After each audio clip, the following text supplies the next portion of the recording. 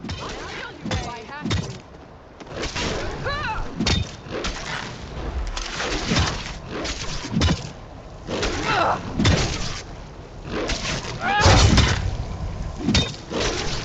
You won't get the best of me! Are you prepared to die?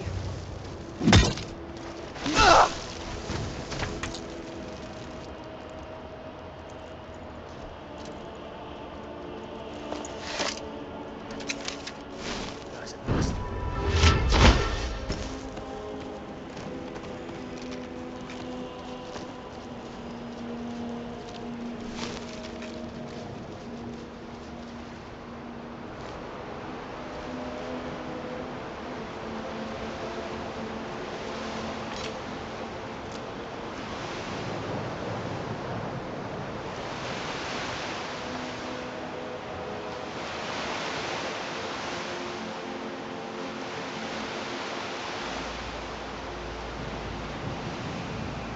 Might find some walkers up the coast. Walker ski.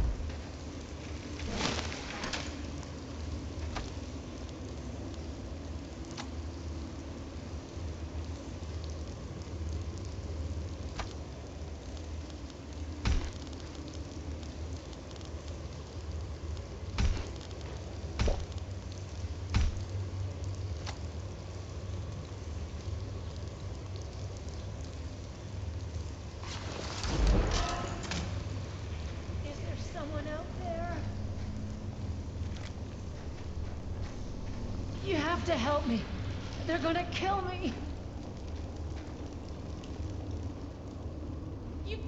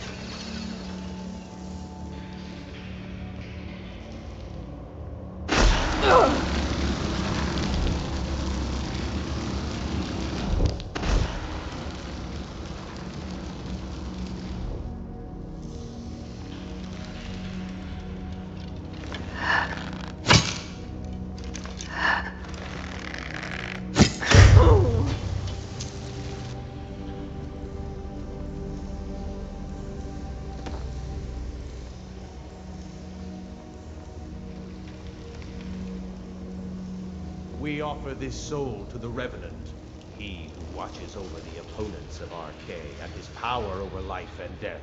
Fie upon Archay and his followers! Fie!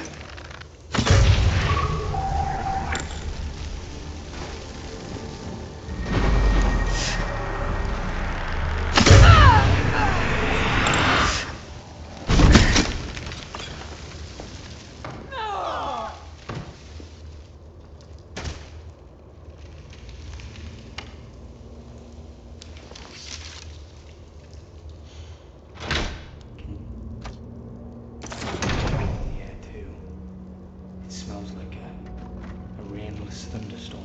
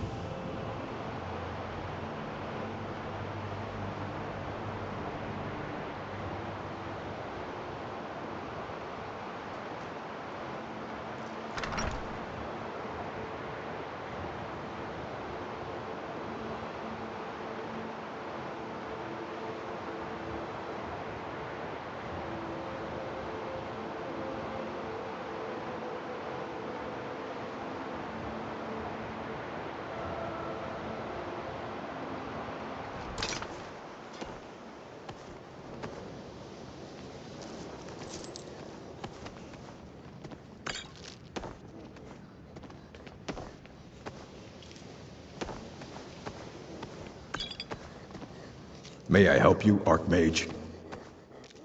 Here's the book you were looking for. Looks like you're still in one piece. And more importantly, so is the book. Thank you. All right, then.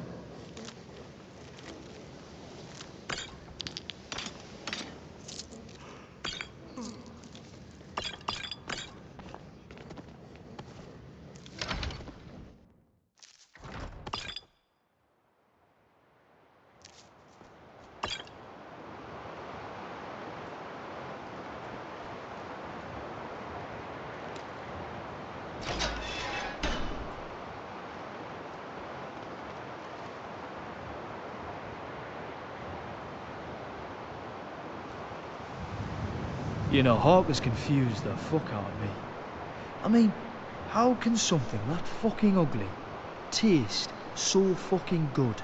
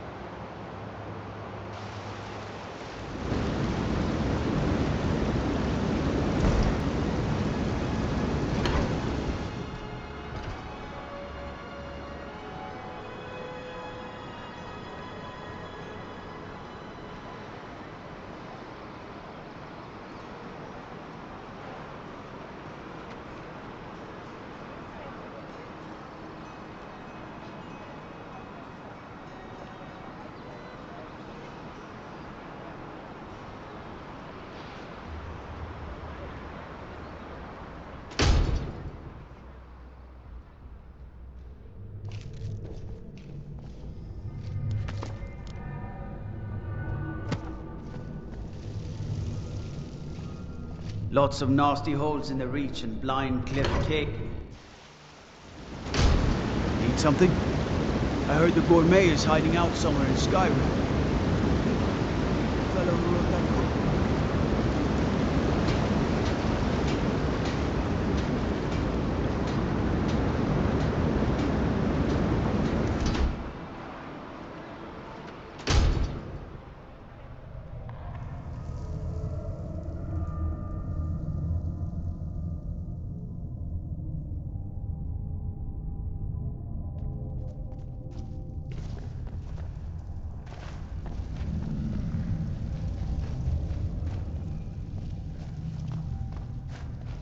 All these dead bodies make for poor company. Good day, friend. Keeping well? Even the dead need company. That's what RK provides. I have need of a priest in my travels. You are looking for RK's protection while you delve some dank tomb, I take it? My duties keep me busy in Markarth. I don't know if I can help you. There would be treasure to share. Treasure, you say? I suppose the Jarl won't mind if I'm gone for a little while. Lead on.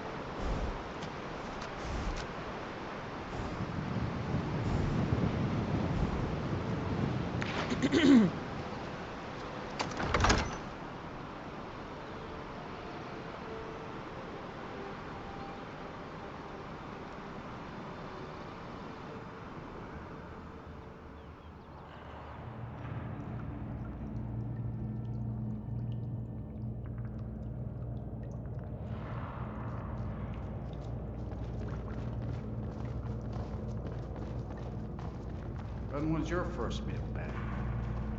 Do dogs count? Of course they don't count. My friend Merrick's. We Bring were hunting, Verilus and here. I thought he was an The elk. Lady of Decay will do the rest. Who are you? What's going on? Either Priest way, of RK. I came back with meat I'm for your the friend. table. You're my... friend. Yes, I'm your friend, and I've invited you to dinner. I've been invited to dinner. I'm so hungry. Why don't you lay down and rest while we get the meal ready?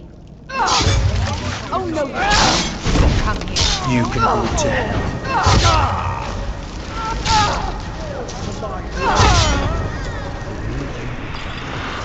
Come with me. Fucking Our alive. feast is Gods, I about need to to kiss begin. you. Right the fuck now. Is someone there? I will drink your blood and feast on your flesh. Kick you! Come here, do those words. Should loot up. Clear. You'll die this You're as day. good as dead. Fuck off!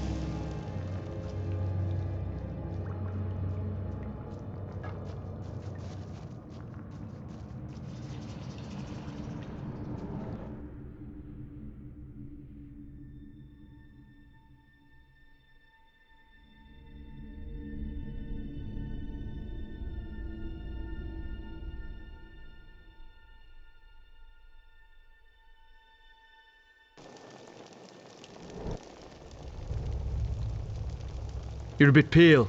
Need a drink? Come on, take a few sips for me, my love.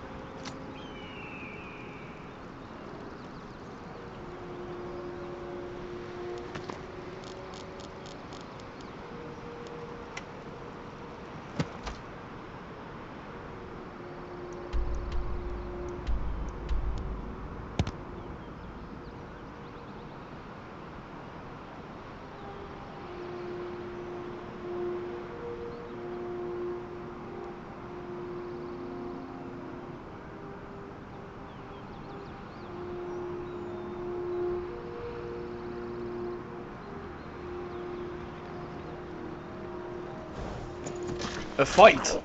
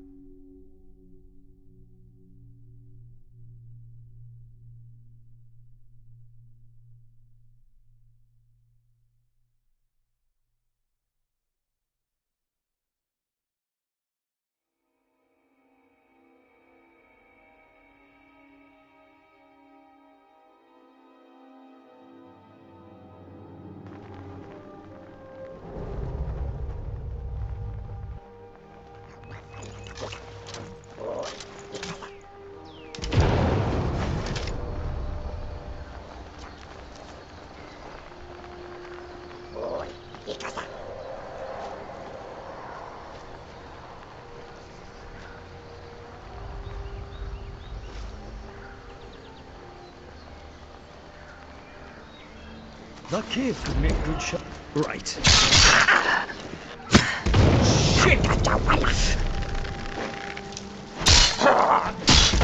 Let's...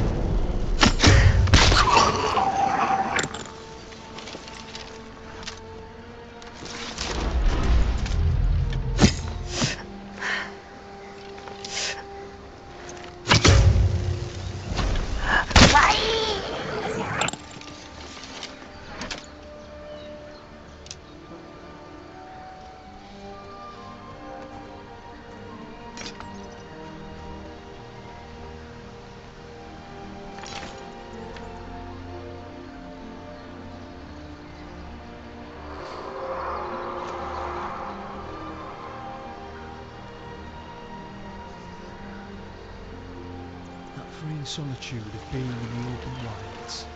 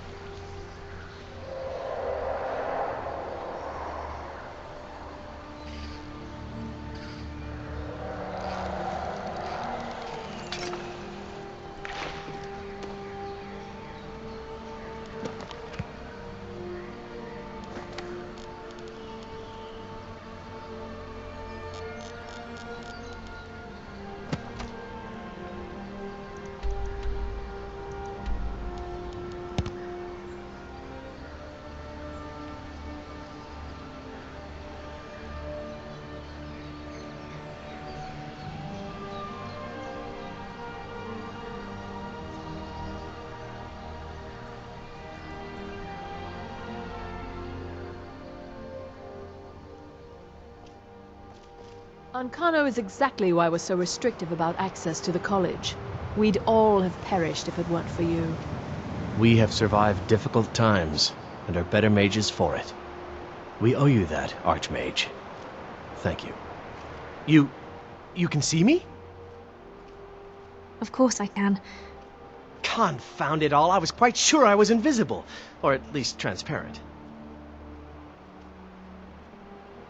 I'd like you to train me in illusion magic.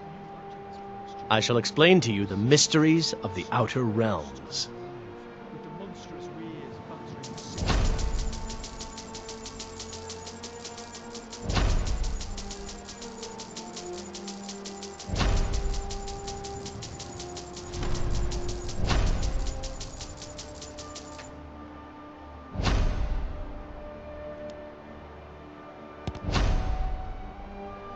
Which are the best illusion spells?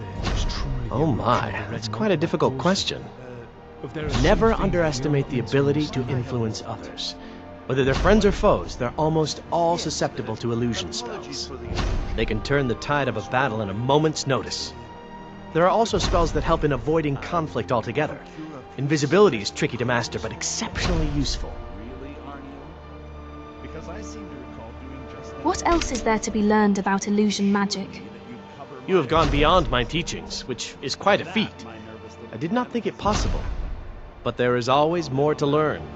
I believe you are ready for the next step. Yes, What's the next step? I was unaware that I had... Knowledge of truly powerful illusion spells is here at the college, but it is hidden from those who might misuse it. I shall teach you a spell to discern things hidden from others. With it, you will be able to acquire the texts you need. Bring all 4 to me, and I shall use them to inscribe the spells for you. Is there any college business I can assist with? There may be a matter in which your skills could be useful. The various points of focus for magic energies around the college have become polluted and need cleansing. All right, I'll help. Very well. These specially enchanted gloves will allow you to delve directly into the focal points for these energies. Go to each focal point and remove whatever impurities you may find there. Return the gloves to me when you have finished. Please exercise caution. This is not a procedure without possible consequences. All right, then. Imagine how this city was.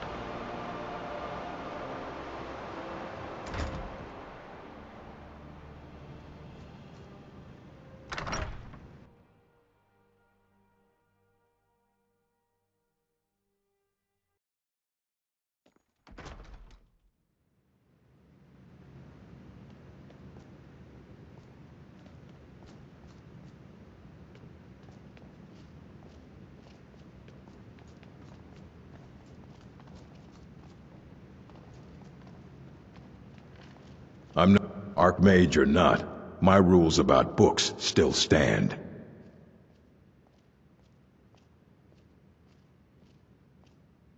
I found more of Shalador's work.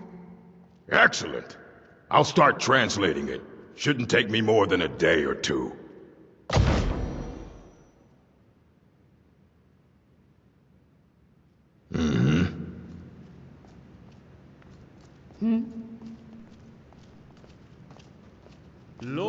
If you require assistance with summoning techniques, please let me know.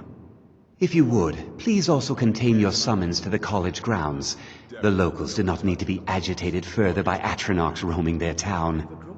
The summoning of undead is even less advisable outside the college. You said something about missing apprentices? Ah, that, yes. The group prior to yours has disappeared entirely. It's possible that there was less than the necessary amount of oversight. That's still being looked into.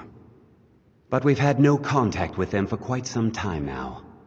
Arniel wondered if perhaps they'd somehow managed to get themselves lost in the Outer Realms, but I think that's giving them too much credit. Where could they have gone? I'm not sure. None of them were working on anything terribly dangerous.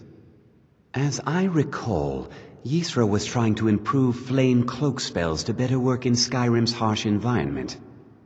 Elos Tai was practicing illusion spells. She was having trouble with the calm spells, I believe, but only ever worked with skeevers. And then there's Borvir and Rundi, twins, though they rarely agreed on anything. Those 2 boys were obsessed with mead, convinced they could concoct something to compete with Honningbrew. Something about using frost magic to chill the mead for a certain period of time. I felt it was a waste, but the Archmage let them proceed.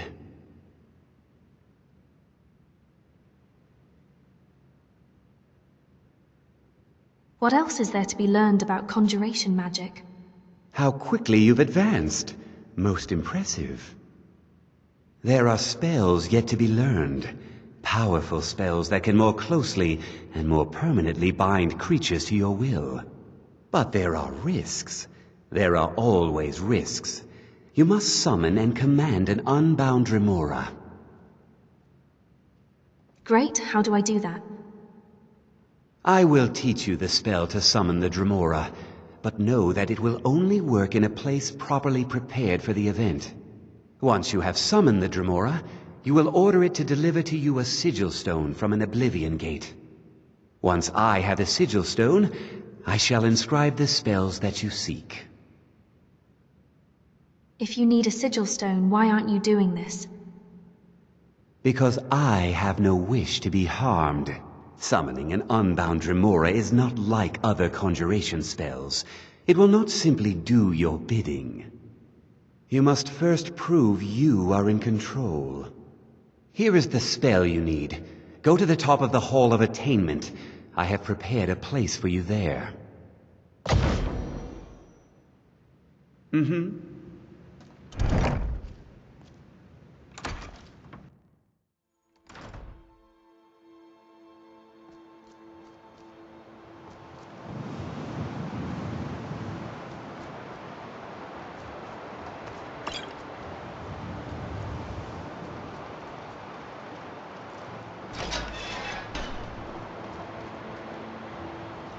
Watch that a mud crab doesn't nip you.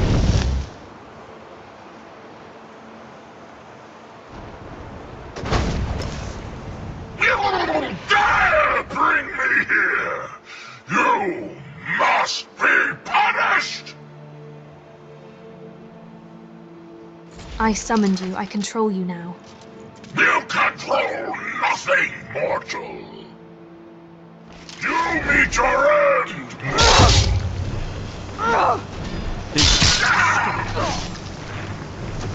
Shit!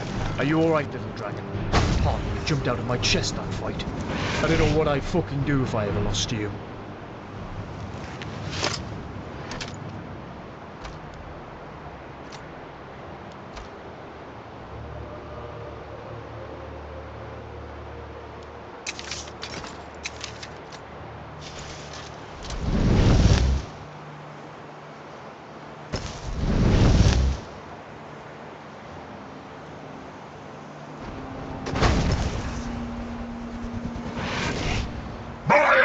Your plaything, worm!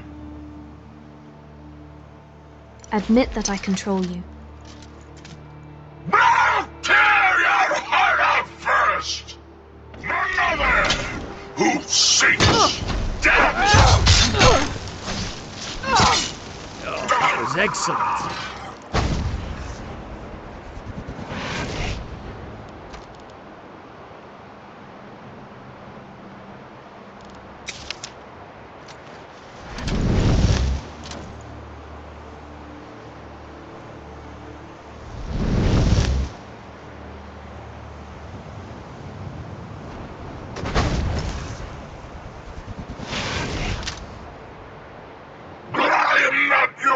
To toy with. I can do this all day. No! No! I submit! No more! What is your bidding? Bring me a sigil stone now. Yes, my mistress. Summon me again, and I shall have your stone.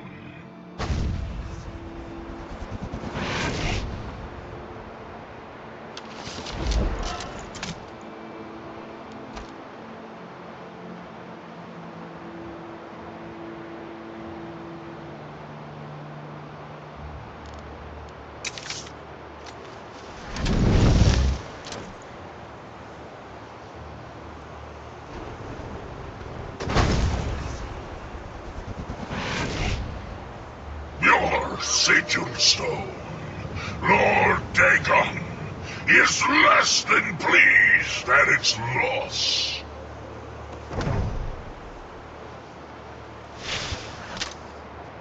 Feels like you're standing on the edge of the world out here.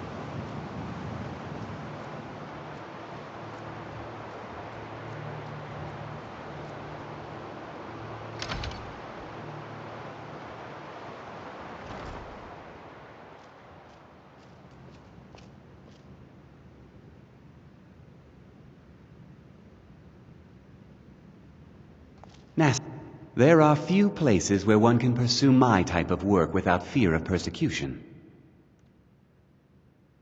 I have your sigil stone. Mine? Oh, no. The stone is yours. I simply need to borrow it for a moment. Now, let's see what there is to see.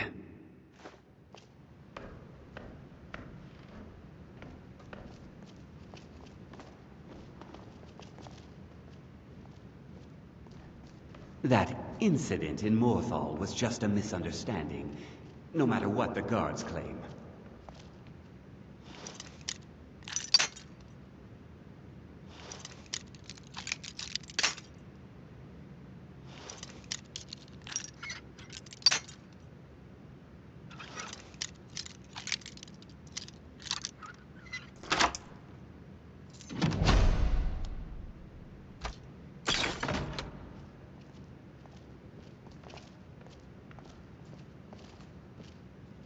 The people of Skyrim have no appreciation for what we do here.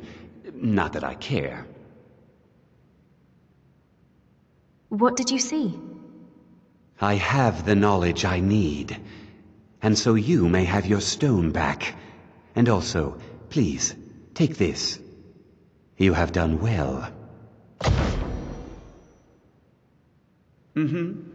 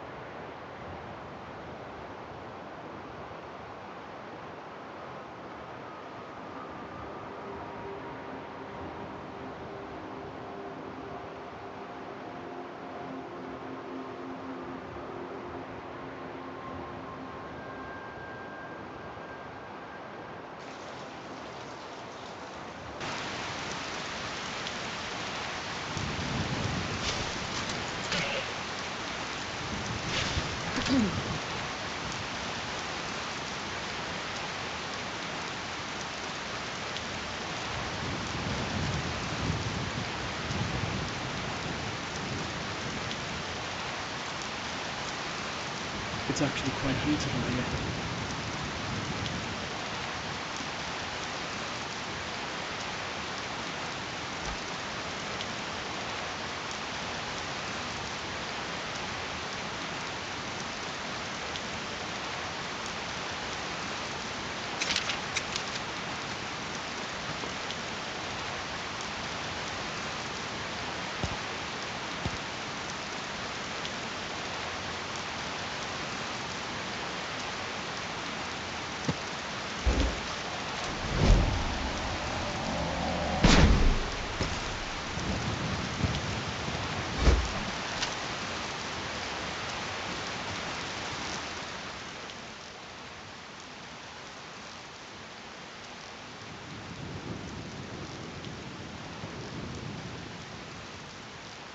Golden Hills Plantation.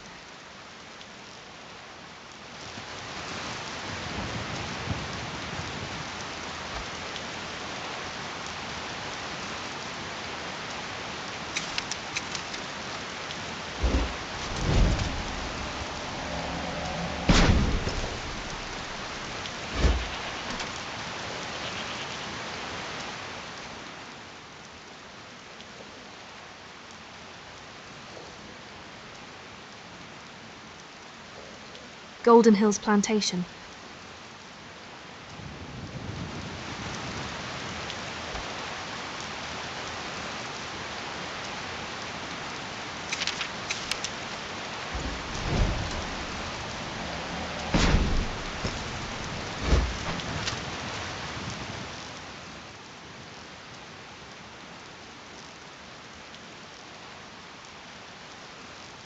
Golden Hills Plantation.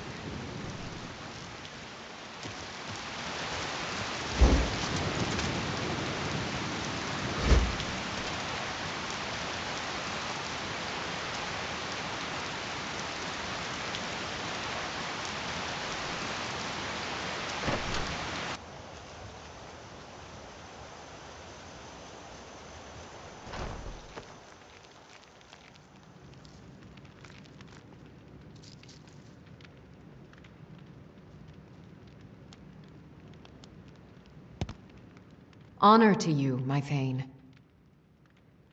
I'm here to collect the plantation's profits. Very good, ma'am. All right, then. You're a bit pale.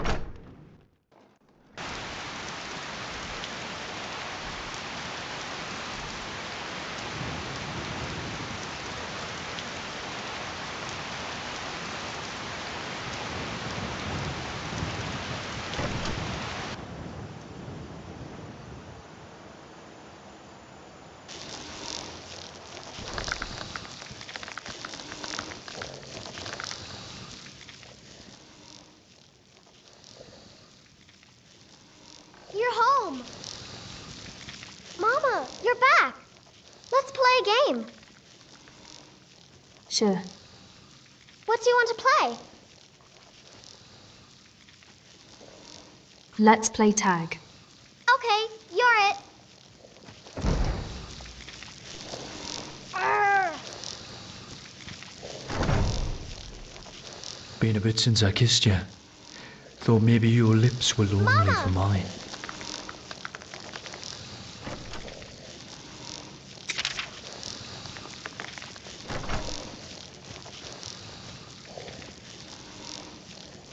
Did you need something, Mama?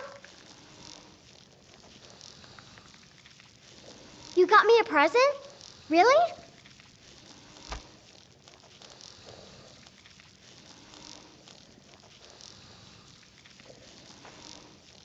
Thanks.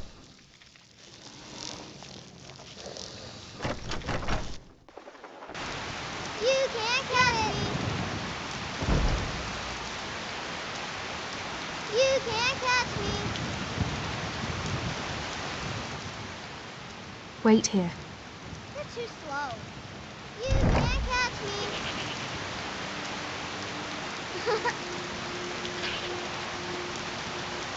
Oh, you got me.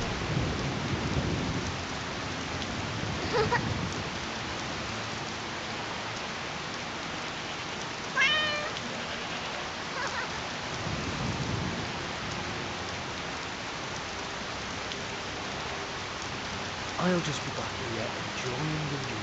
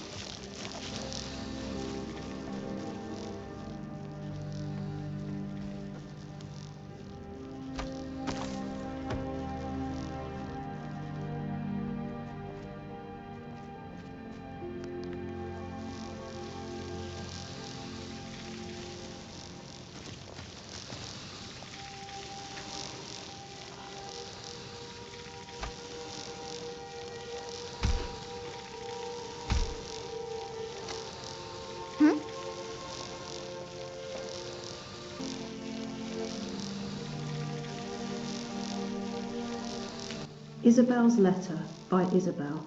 My dearest Raunir, by the time you receive this, I will be gone. I know that it's wrong to mislead you, but I didn't want you to prevent me from going. I know it's been hard on you, on both of us, struggling to survive. I hate to see the look in your eyes every time you think about how little the two of us have, and I know you're too proud to ever say anything, so I'm going to make it all better. I've talked to my friend Vex, and she's given me some advice. I know how to get something that will allow us to live happily without ever worrying about money ever again. I love you so much, Ramnir. You mean the world to me, and I only want to see you happy. Worry not. I'll be home soon. Isabel.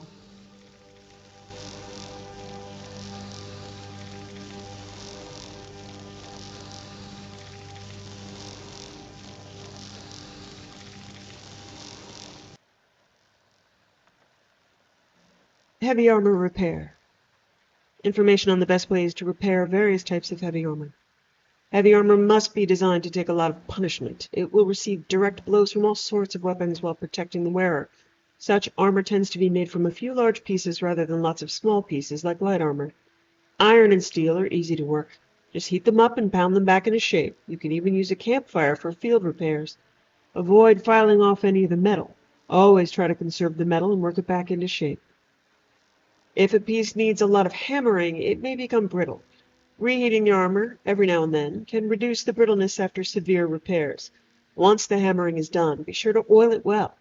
Freshly hammered surfaces will rust more quickly and need to be protected. Dwarven and Orcish armor require small and large hammers. Heat should be used sparingly, particularly with Orcish. Both types respond better to many small hammer strokes rather than fewer, heavy strokes. Ebony can only be hammered while heated. It will develop small cracks and eventually shatter the material if hammered cold. Daedric should always be worked on at night, ideally under a new or full moon and never during an eclipse. A red harvest moon is best. Manifesto Cyrodiil Vampirum.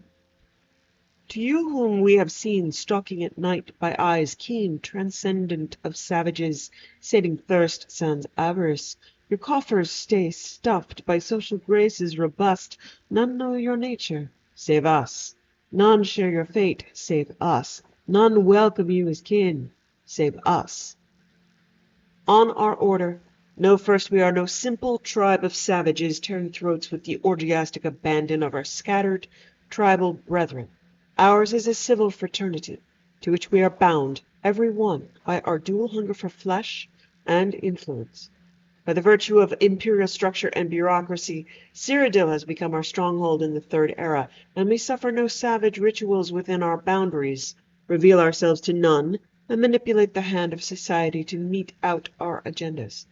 On our dual patrons, to kin Father Molag Bal, who brought forth the blood matron Lamé to spite Arkay, we owe our existence, as do all vampires, though not all honor him. For him we revel in the feast and acknowledge the gift adrift in our veins.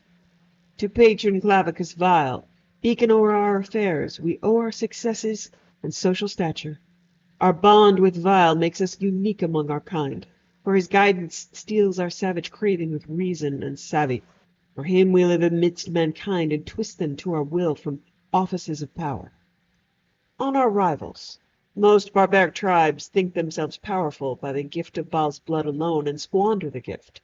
There are those, however, who show signs of enlightenment and earn our attention, those such as the Glenmore Weird, who live within the walls of Breton cities, or the wet-fanged sodality of Blackmarsh, who use magicka to keep captives catatonic and harvest from them the red nectar. These foes may one day threaten to impugn our sovereignty within the boundaries of Cyrodiil, thus compelling our vigilance. Should any encroach upon our dominion, our wrath must be swift and total. On our conduct, to preserve our ideals and way of life, 2 primary edicts shall be observed. Above all, reveal thyself and our order to no other, for discretion is the greatest of our virtues. Do not feed where you may be found out, or on those who may suspect your passing. Avoid daylight by lifestyle. Dispel common belief in our kind, and maintain supple appearance through satisfaction of the thirst. Second, devote your pursuits to the procurement of influence, political and otherwise. Our strength is not in physical numbers, but in skillful manipulation of society. Always be mindful of our patrons, and preserve the order. Devote yourself to these ideals always, and the order shall count you amongst our own.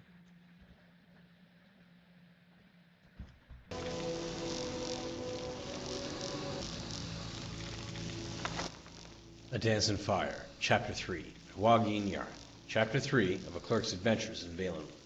Mother Pascost disappeared into the sordid hole that was her tavern, and emerged a moment later with a scrap of paper with Liodes Eurus's familiar scrawl. Decimus Scotty held it up for a patch of sunlight that had found its way through the massive boughs of the tree city, and read, Scotty, so you made it to Falinesti Valenwood. Congratulations! I'm sure you had quite an adventure getting here. Unfortunately, I'm not here anymore, as you probably guess. There's a town downriver called Athi I'm at. Get a boat and join me. It's ideal. I hope you brought a lot of contracts, because these people need a lot of building done. They were close to war, you see, but not so close they don't have any money left to pay. Ha ha. Meet me down here as soon as you can. Eurus. So, Scotty pondered, Eurus had left Falinesti and gone to some place called Athi.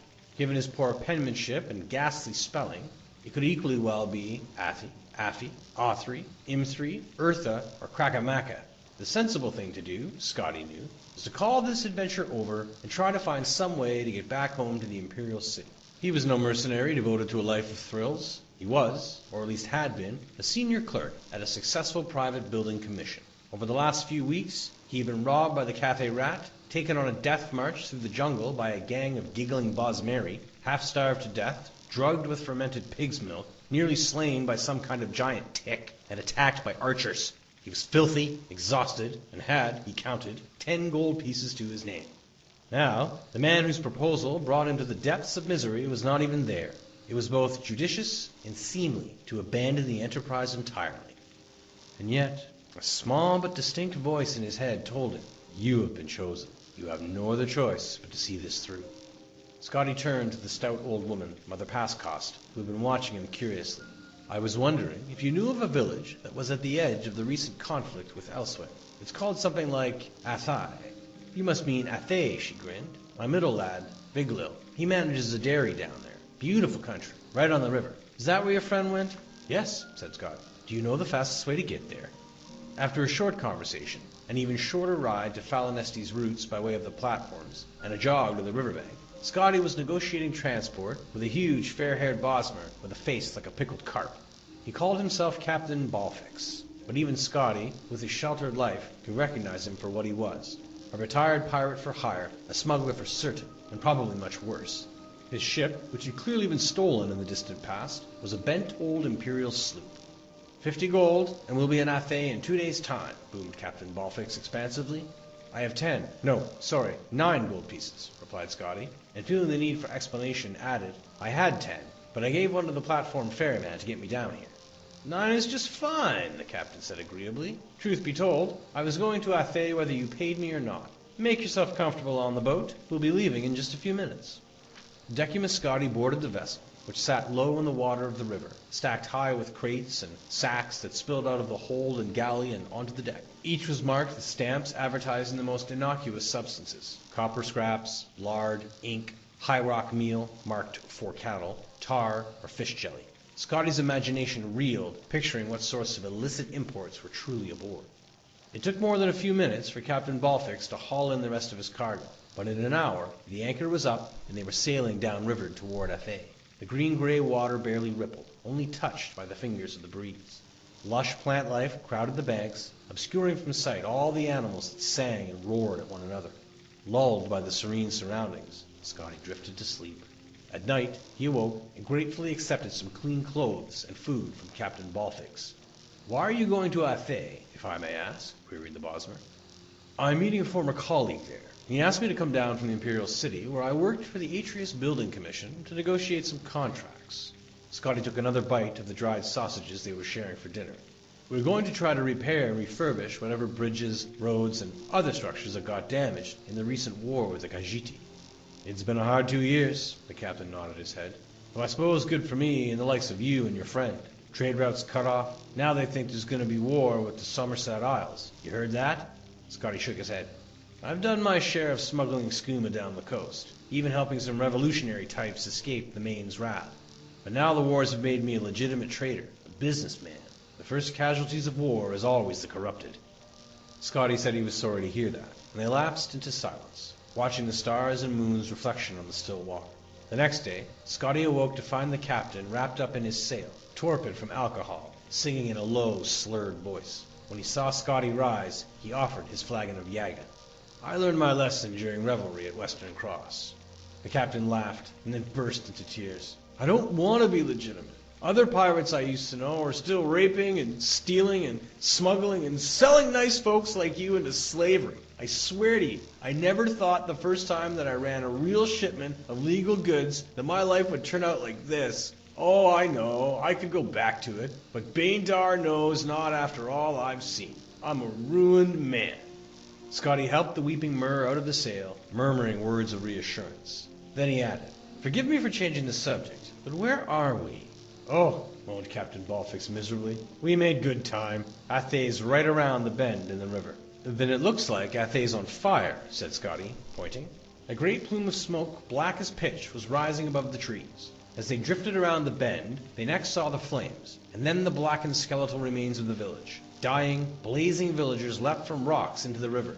A cacophony of wailing met their ears, and they could see, roaming along the edges of the town, the figures of Khajiiti soldiers bearing torches. "Baindar bless me," slurred the captain. "The war's back on." "Oh no," whimpered Scotty. The sloop drifted with the current towards the opposite shore, away from the fiery town. Scotty turned his attention there, and the sanctuary it offered.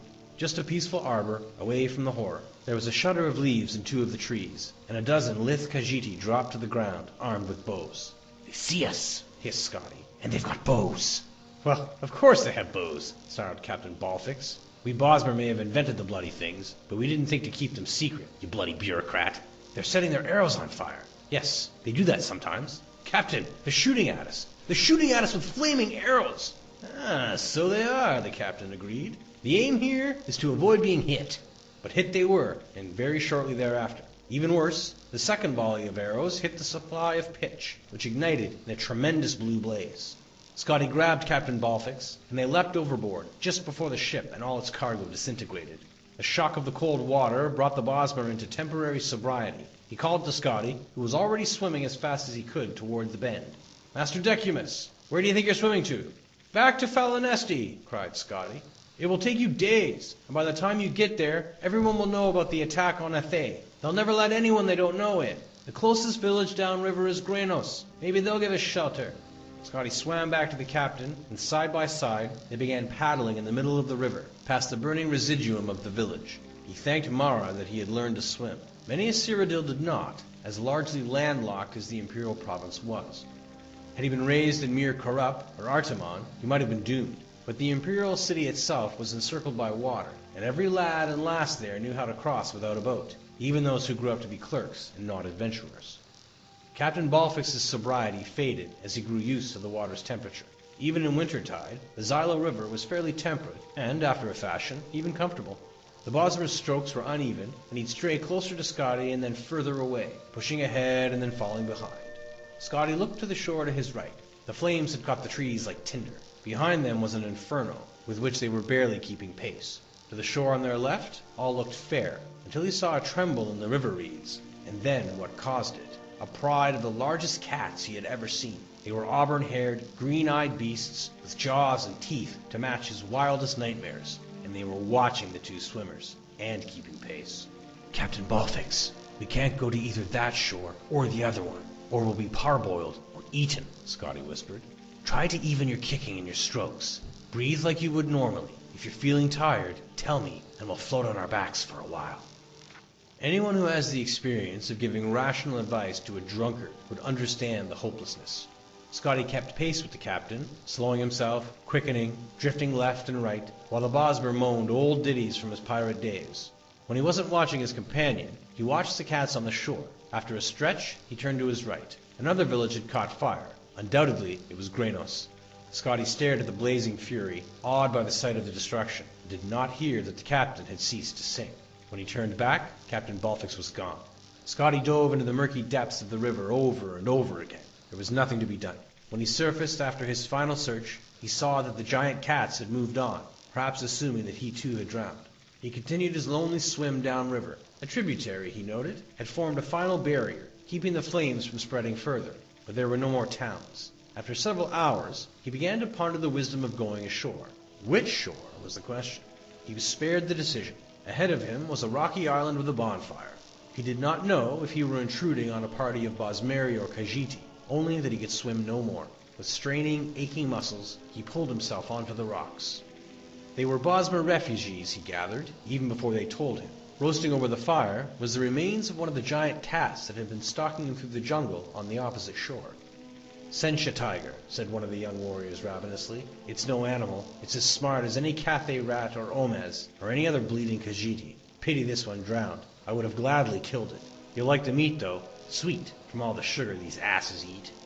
Scotty did not know if he was capable of eating a creature as intelligent as a man or Mern, but he surprised himself, as he had done several times over the last days. It was rich, succulent, and sweet, like sugared pork, but no seasonings had been added. He surveyed the crowd as he ate, a sad lot, some still weeping for lost family members. They were the survivors of both the villages of Grainos and Athay, and war was on every person's lips. Why had the Khajiit attacked again? Why, specifically directed at Scotty as a Cyrodiil? Why was the Emperor not enforcing peace in his provinces? "I was to meet another Cyrodiil," he said to a Bosmer maiden, who he understood to be from Athay.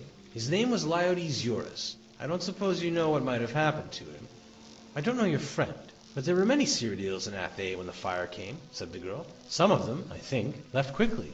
They were going to Vindisi, inland, in the jungle. I am going there tomorrow, so are many of us. If you wish, you may come as well." Decimus Scotty nodded solemnly. He made himself as comfortable as he could in the stony ground of the river island, and somehow, after much effort, he fell asleep, but he did not sleep well. A Dance of Fire, Chapter 4, by Wageen Yarth. Chapter 4 of A Clerk's Adventures in Valen. 18 Bosmeri and one Cyrodiilic former senior clerk for an Imperial Building Commission trudged through the jungle westward from the Xylo River to the ancient village of Vindisi. For Decimus Scotty, the jungle was hostile, unfamiliar ground.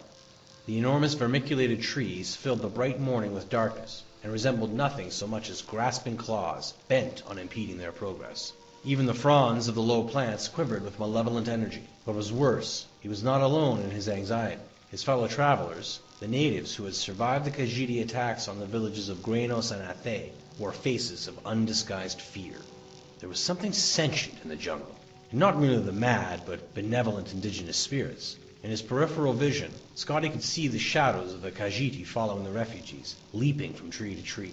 When he turned to face them, the lithe forms vanished into the gloom as if they had never been there. But he knew he had seen them, and the Bosmeri saw them too, quickened their pace. After 18 hours, bitten raw by insects, scratched by 1,000 thorns, they emerged into a valley clearing. It was night, but a row of blazing torches greeted them, illuminating the leather-wrought tents and jumbled stones of the hamlet of Vindisi. At the end of the valley, the torches marked a sacred site, a gnarled bower of trees pressed closer together to form a temple. Wordlessly, the Bosmeri walked the torch arcade toward the trees. Scotty followed them. When they reached the solid mass of living wood, with only one gaping portal, Scotty could see a dim blue light glowing within. A low, sonorous moan from 100 voices echoed within.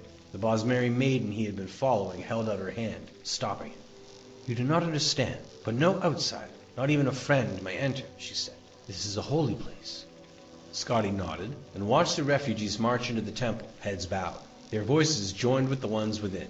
When the last wood elf had gone inside, Scotty turned his attention back to the village. There must be food to be had somewhere. A tendril of smoke and a faint whiff of roasting venison beyond the torchlight led him.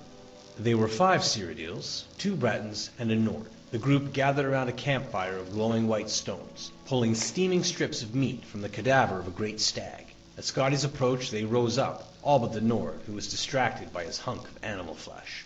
"Good evening. Sorry to interrupt, but I was wondering if I might have a little something to eat. I'm afraid I'm rather hungry, after walking all day with some refugees from Grainos and Athay." They bade him to sit down and eat, and introduced themselves. "So the war's back on, it seems," said Scotty amiably. "Best thing for these effete do-nothings," replied the Nord in between bites.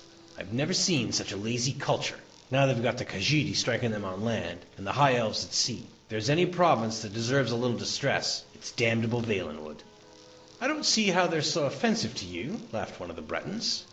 "They're congenital thieves, even worse than the Khajiit, because they are so blessed meek in their aggression." The Nord spat out a gob of fat, which sizzled on the hot stones of the fire. "They spread their forests into territory that doesn't belong to them, slowly infiltrating their neighbors. And they're puzzled when elsewhere shoves back at them. They're all villains of the worst order." "And what are you doing here?" asked Scotty. "I'm a diplomat from the court of Jaena," muttered the Nord, returning to his food. What about you? What are you doing here? Asked one of the Cyrodiils. I work for Lord Atreus's building commission in the Imperial City, said Scotty. One of my former colleagues suggested that I come down to Valenwood. He said the war was over, and I could contract a great deal of business for my firm rebuilding what was lost. One disaster after another, and I've lost all my money. I'm in the middle of a rekindling war, and I cannot find my former colleague. Your former colleague, murmured another of the Cyrodiils, who had introduced himself as Regulus. He wasn't by any chance named Laertes Eurus, was he? You know him? He lured me down to Valenwood in nearly the exact same circumstances, smiled Regulus grimly. I worked for your employer's competitor, Lord Vannick's men, where Laertes Eurus also formerly worked. He wrote to me, asking that I represent an Imperial building commission and contract some post-war construction. I had just been released from my employment, and I thought that if I brought some new business, I could have my job back. Eurus and I met in Athe, and he said he was going to arrange a very lucrative meeting in the Sylvanar. Scotty was stunned. Where is he now?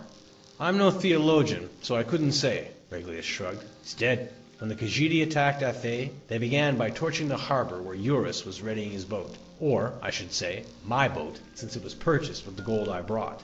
By the time we were even aware of what was happening enough to flee, everything by the water was ash. The Khajiit may be animals, but they know how to arrange an attack. I think they followed us through the jungle to Vindisi, said Scotty nervously. There was definitely a group of something jumping along the treetops. Probably one of the monkey folk, snorted the Nord. Nothing to be concerned about. When we first came to Vindisi, and the Bosmeri all entered that tree, they were furious, whispering something about unleashing an ancient terror on their enemies. The Breton shivered, remembering. They've been there ever since, for over a day and a half now. If you want somebody to be afraid of, that's the direction to look. The other Breton, who was a representative of the Daggerfall Mages Guild, was staring off into the darkness while his fellow provincial spoke. Maybe, but there's something in the jungle too, right on the edge of the village, looking in. More refugees maybe? Asked Scotty, trying to keep the alarm out of his voice. Not unless they're traveling through the trees now, whispered the wizard. The Nord and one of the Cyrodiils grabbed a long tarp of wet leather and pulled it across the fire, instantly extinguishing it without so much as a sizzle. Now Scotty could see the intruders, their elliptical yellow eyes and long, cruel blades catching the torchlight. He froze with fear, praying that he too was not so visible to them. He felt something bump against his back and gasped. Regulus's voice hissed from up above. Be quiet, for mare's sake. Climb up here. Scotty grabbed hold of the knotted double vine that hung down from a tall tree at the edge of the dead campfire. He scrambled up it as quickly as he could, holding his breath lest any grunt of exertion escape him. At the top of the vine, high above the village, was an abandoned nest from some great bird in a trident-shaped branch. As soon as Scotty had pulled himself into the soft, fragrant straw, Regulus pulled up the vine. No one else was there, and when Scotty looked down, he could see no one below. No one, that is, except the Khajiit, slowly moving toward the glow of the temple tree. Thank you, whispered Scotty, deeply touched that a competitor had helped him. He turned away from the village and saw that the tree's upper branches brushed against the mossy rock walls that surrounded the valley below. How are you at climbing? You're mad, said Regulus under his breath. We should stay here until they leave. If they burn Vindisi like they did Athe and Granos, we'll be dead, sure as if we were on the ground. Scotty began the slow, careful climb up the tree, testing each branch. Can you see what they're doing? I can't really tell. Regulus stared down into the gloom. They're at the front of the temple. I think they also have, it looks like long ropes, trailing off behind them, off into the pass. Scotty crawled onto the strongest branch that pointed towards the wet, rocky face of the cliff. It was not a far jump at all, so close, in fact, that he could smell the moisture and feel the coolness of the stone.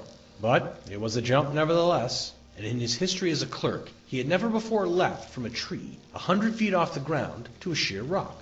He pictured in his mind's eye the shadows that had pursued him through the jungle from the heights above, how their legs coiled to spring, how their arms snapped forward in an elegant fluid motion to grasp.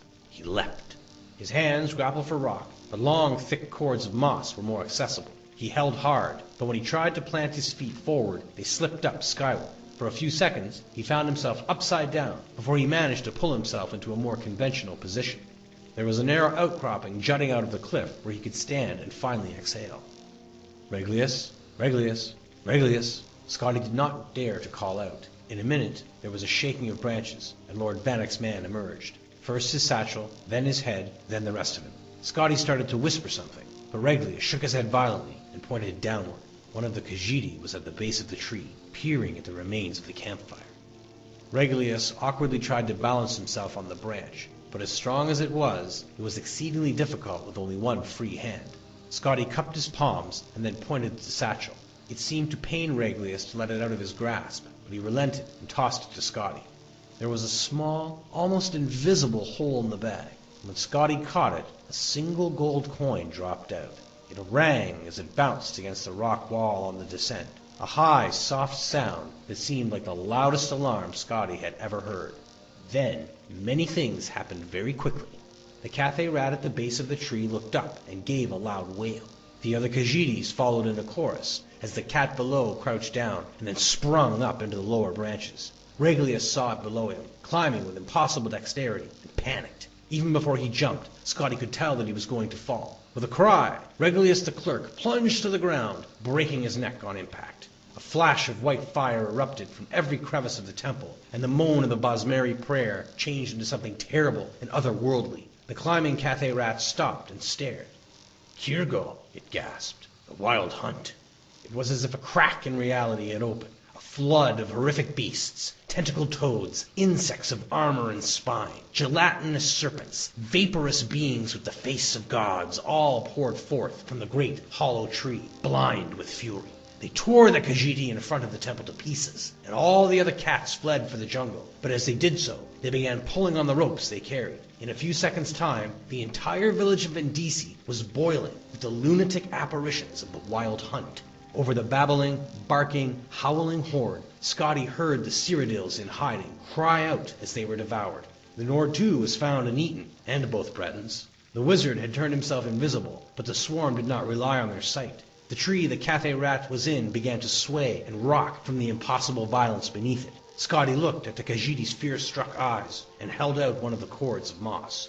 The cat's face showed its pitiful gratitude as it leapt for the vine. It didn't have time to entirely replace that expression when Scotty pulled back the cord and watched it fall. The hunt consumed it to the bone before it struck the ground. Scotty's own jump up to the next outcropping of rock was immeasurably more successful. From there, he pulled himself to the top of the cliff and was able to look down into the chaos that had been the village of Vendisi. The hunt's mass had grown and began to spill out through the pass of the valley, pursuing the fleeing Khajiit. It was then that the madness truly began. In the moon's light, from Scotty's vantage, he could see where the Khajiit had attached their ropes. With a thunderous boom, an avalanche of boulders poured over the pass. When the dust cleared, he saw that the valley had been sealed. The wild hunt had nowhere to turn but on itself. Scotty turned his head, unable to bear to look at the cannibalistic orgy. The night jungle stood before him, a web of wood. He slung Regulus' satchel over his shoulder and entered.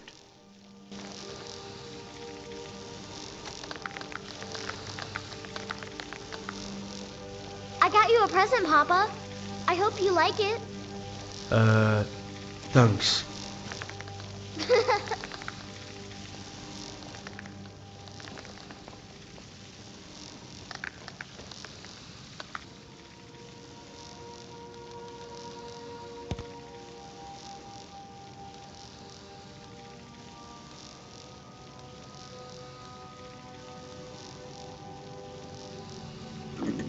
You're a bit pale. Need a drink? Come on, take a few sips for me, my love.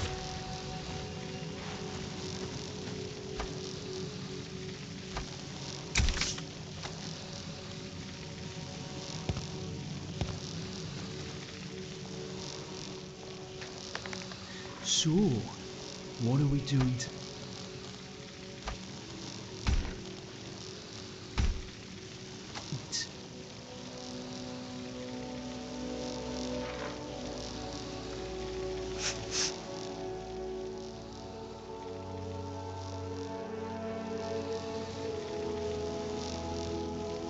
Mama! Yes?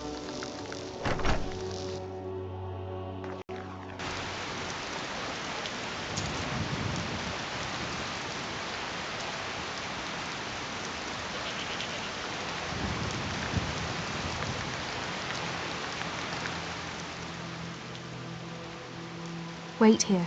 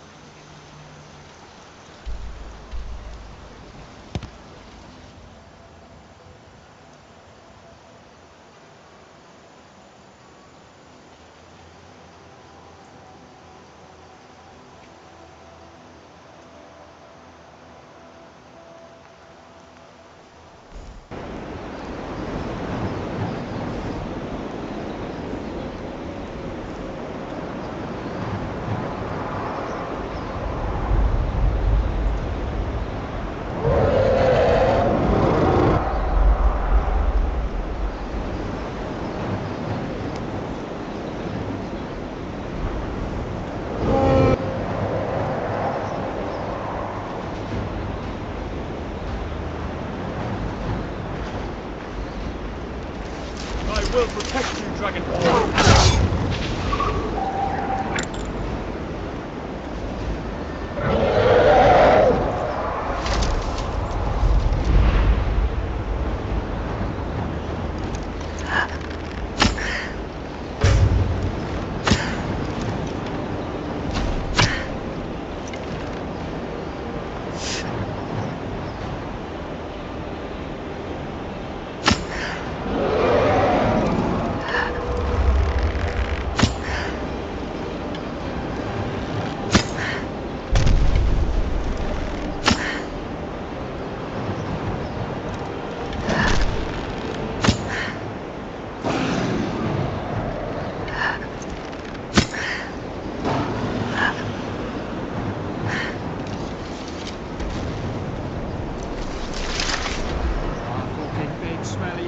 This dragon's soul belongs to me.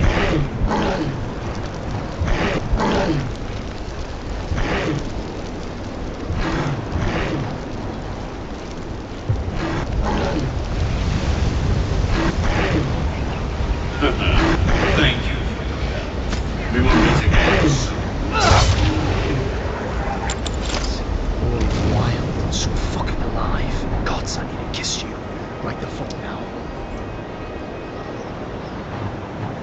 We should head back home sometime and check on the children.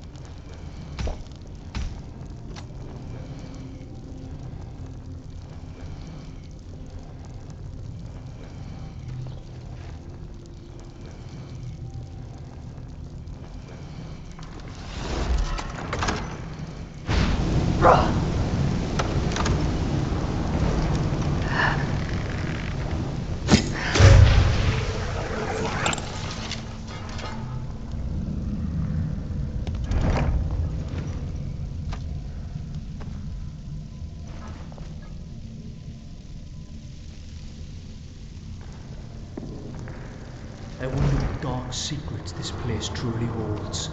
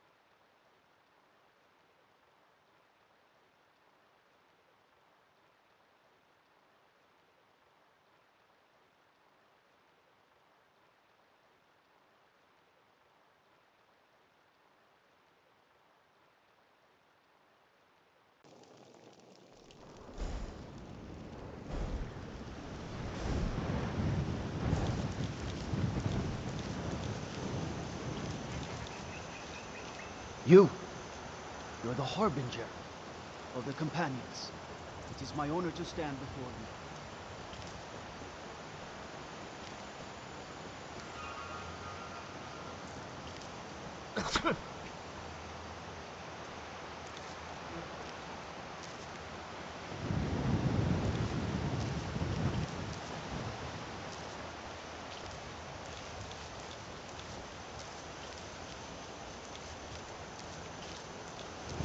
I don't know what you did, but Braith won't even look at me now, so thanks!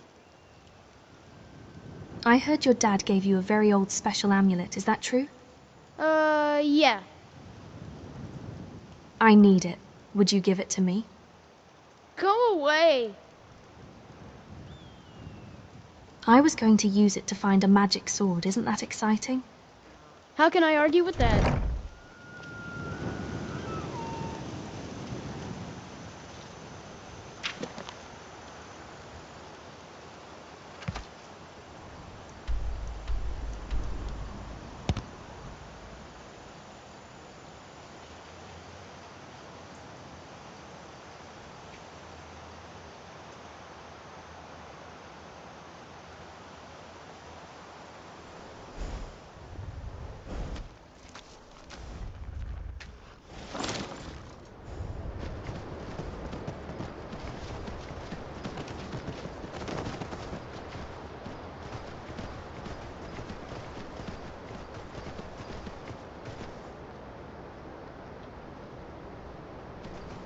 That cave could make good shots.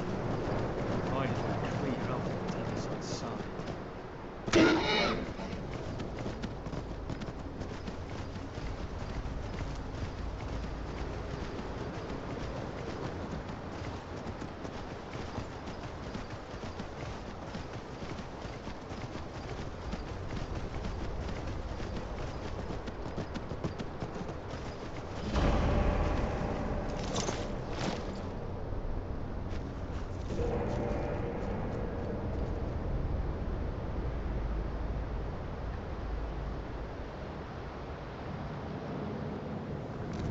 Do you want some more?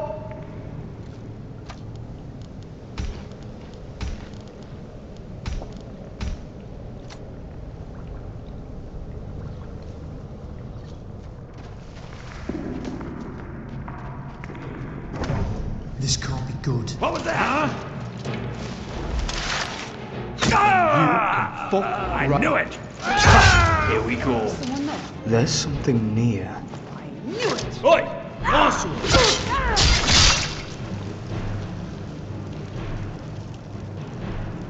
Fall to my blade.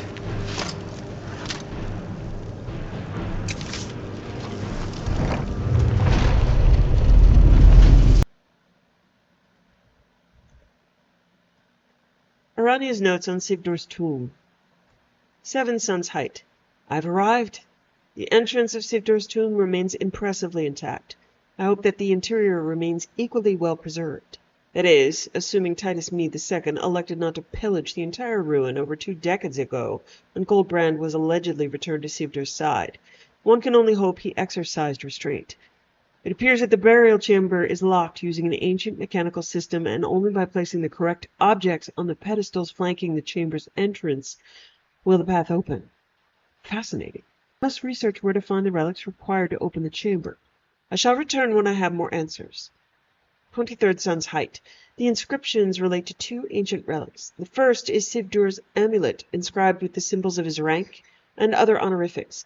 The second is the skull of Sivdur's betrayer and lifelong enemy, Magrathi. Sivdur, never having exacted revenge in his time, now calls out to us from the beyond to defile his enemy's resting place and place the skull near his sacred burial chamber as a sort of trophy. Morbid, but not uncommon for the period. I now go out in search of the relics that will lead to the opening of the tomb. I left my notes where I conducted my research, and the Arcanium in the College of Winterhold. If some ill fate were to befall me, perhaps another may continue the search.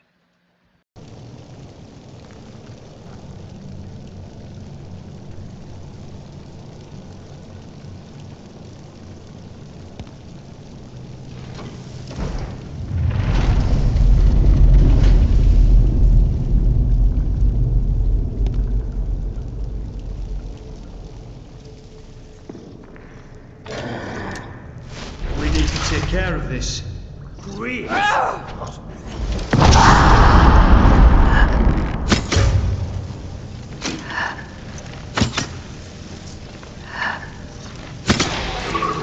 victorious once again.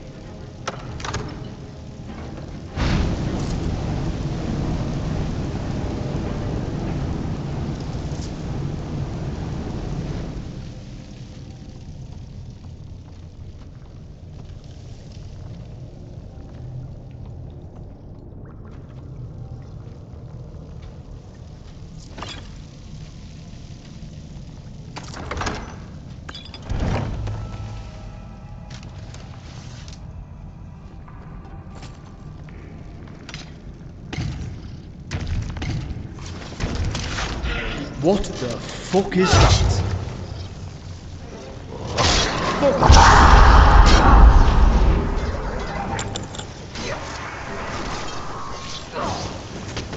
I was just doing what I do best.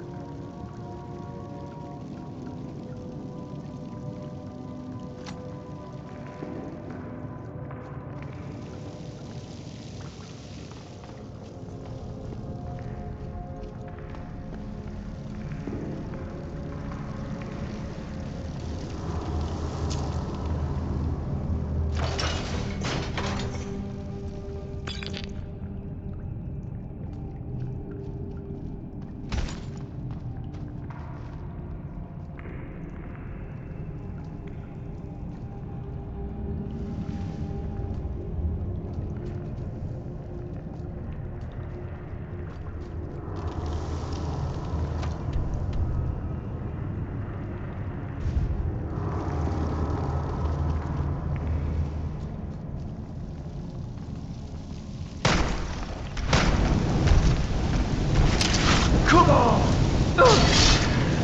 Oblivion, take you!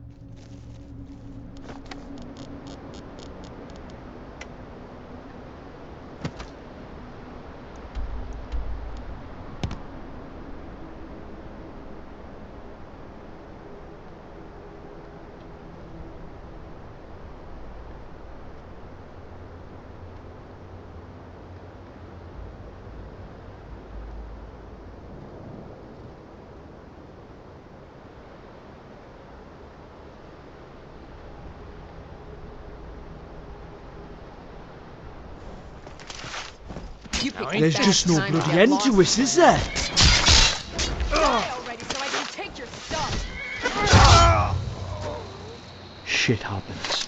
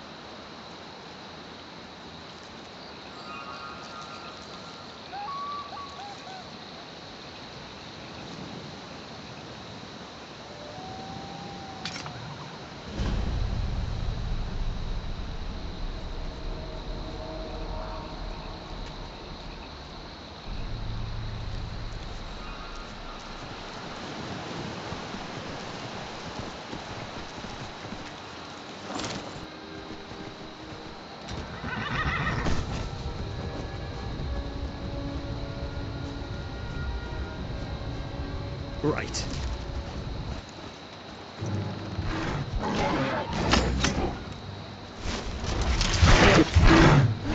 As easy as that.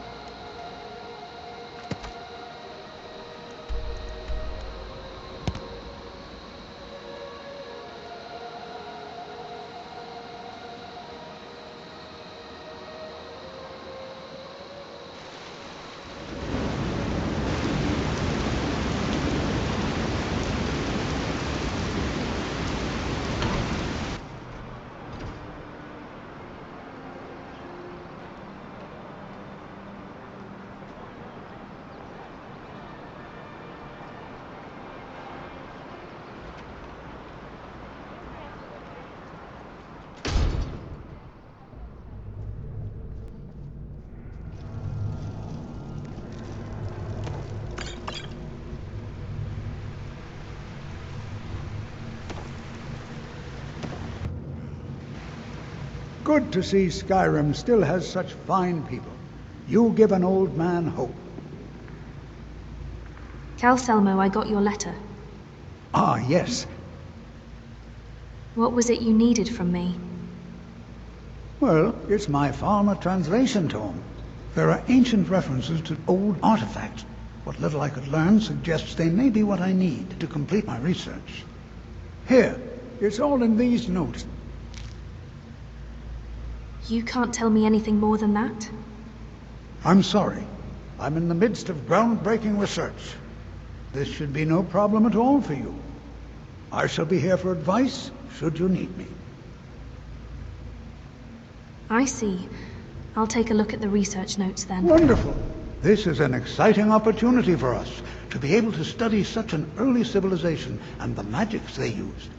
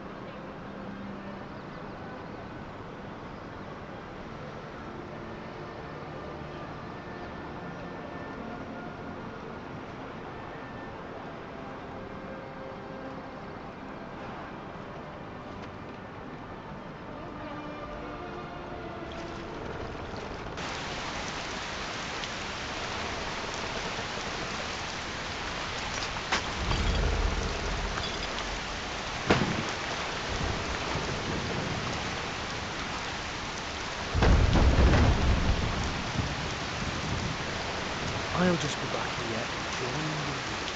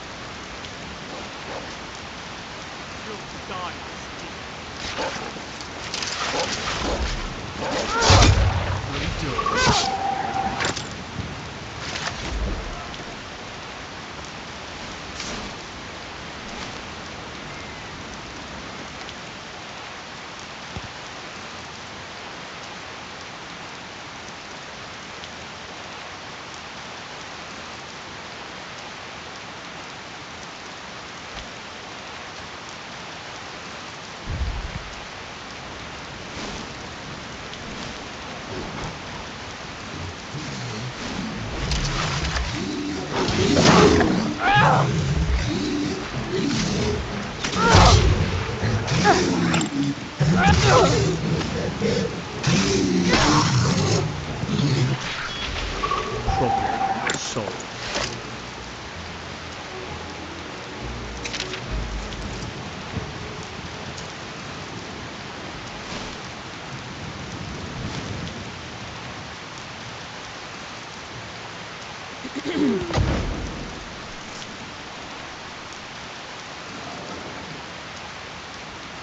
We should look for game while we're out here.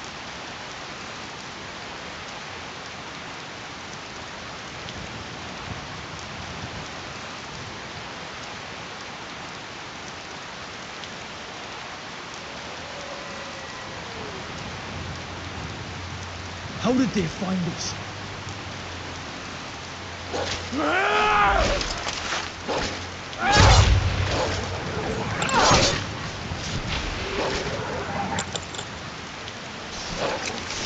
Shit! Are you alright, little dragon? Pardon me, it jumped out of my chest, that fight. I don't know what I'd fucking do if I ever lost you.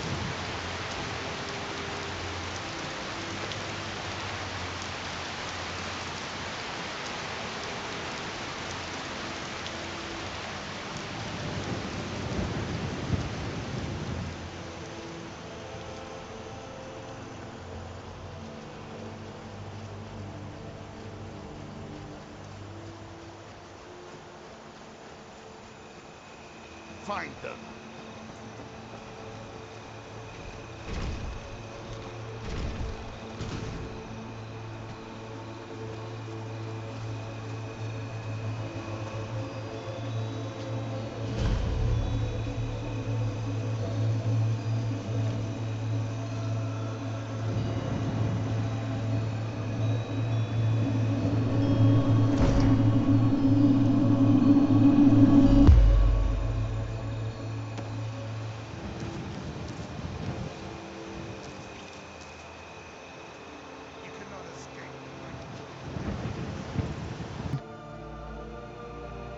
About surviving out here.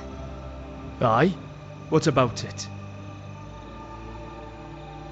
I'm exhausted. Aye, we ought to make camp. Could you set up a campsite? I'll pitch a tent for you anytime, sweetheart.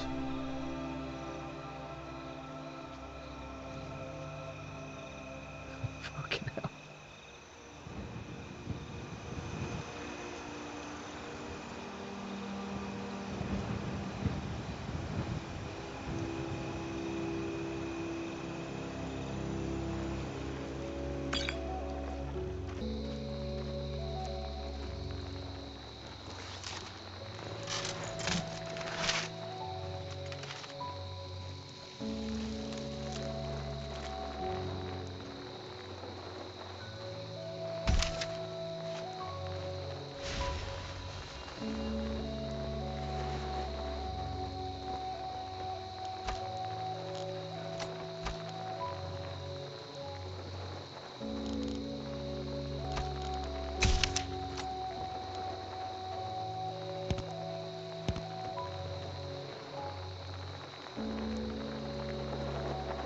How are you feeling, my love?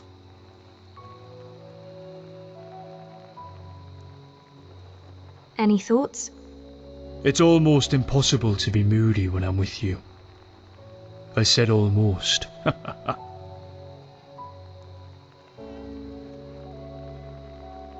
Mm-hmm.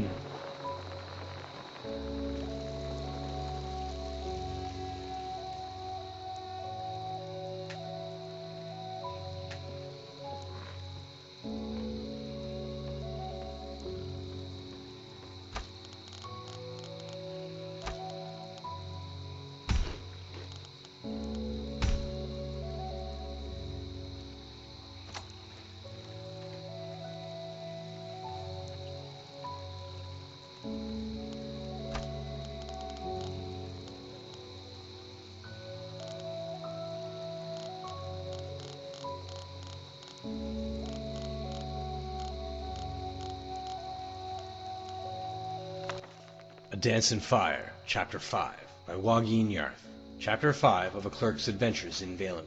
Soap! The forest will eat love! Straight ahead! Stupid! And a stupid cow! The voice boomed out so suddenly that Decimus Scotty jumped. He stared off into the dim jungle glade, from which he had only heard animal and insect calls, and the low whistling of wind moments before. It was a queer, oddly accented voice of indiscriminate gender, tremulous in its modulations, but unmistakably human. Or, at very least, Elven. An isolated Bosmer, perhaps, with a poor grasp of the Cyrodiilic language. After countless hours of plodding through the dense knot of Valenwood jungle, any voice of slight familiarity sounded wondrous. "Hello?" he cried. "Beetles on any names?" "Certainly yesterday, yes," the voice called back. "Who, what, and when, and mice!" "I'm afraid I don't understand," replied Scotty, turning toward the brambled tree, thick as a wagon, where the voice had issued. "But you needn't be afraid of me. My name is Decimus Scotty. I'm a Cyrodiil from the Imperial City. I came here to help rebuild Valenwood after the war, you see, and now I'm rather lost." "Gemstones and grilled slaves. The war," moaned the voice, and broke down into sobs. "You know about the war? I wasn't sure. I wasn't even sure how far away from the border I am now." Scotty began slowly walking toward the tree. He dropped Regulus's satchel to the ground and held out his empty hands. "I'm unarmed. I only want to know the way to the closest town. I'm trying to meet my friend, Liodes Eurus, in Sylvanar." "Sylvanar?" the voice laughed. It laughed even louder as Scotty circled the tree. "Worms and wine! Worms and wine! Sylvanar sings for worms and wine!" There was nothing to be found anywhere around the tree. "I don't see you. Why are you hiding?" In frustration, born of hunger and exhaustion, he struck the tree trunk. A sudden shiver of gold and red erupted from a hollow nook above, and Scotty was surrounded by 6 winged creatures, scarcely more than a few inches long. Bright crimson eyes were set on either side of tunnel-like protuberances, the animals' always open mouths. They were legless, and their thin, rapidly beating, aureate wings seemed poorly constructed to transport their fat, swollen bodies. And yet, they darted through the air like sparks from a fire. Whirling about the poor clerk, they began chattering what he now understood to be perfect nonsense. "Wines and worms! How far from the border am I? Academic garnishments! And alas, Liodes Eurus! Hello! I'm afraid I am unarmed? Smoke and flames, and the closest town is dear oblivion. Swollen on bad meat, and indigo nimbus, but you needn't be afraid of me. Why are you hiding? Why are you hiding? Before I begin to friend, love me, Lady Zulika." Furious with the mimics, Scotty swung his arms, driving them up into the treetops. He stomped back to the clearing and opened up the satchel again, as he had done some hours before. There was still, unsurprisingly, nothing useful in the bag, and nothing to eat in any corner or pocket. A goodly amount of gold. He smiled grimly, as he had done before, at the irony of being financially solvent in the jungle.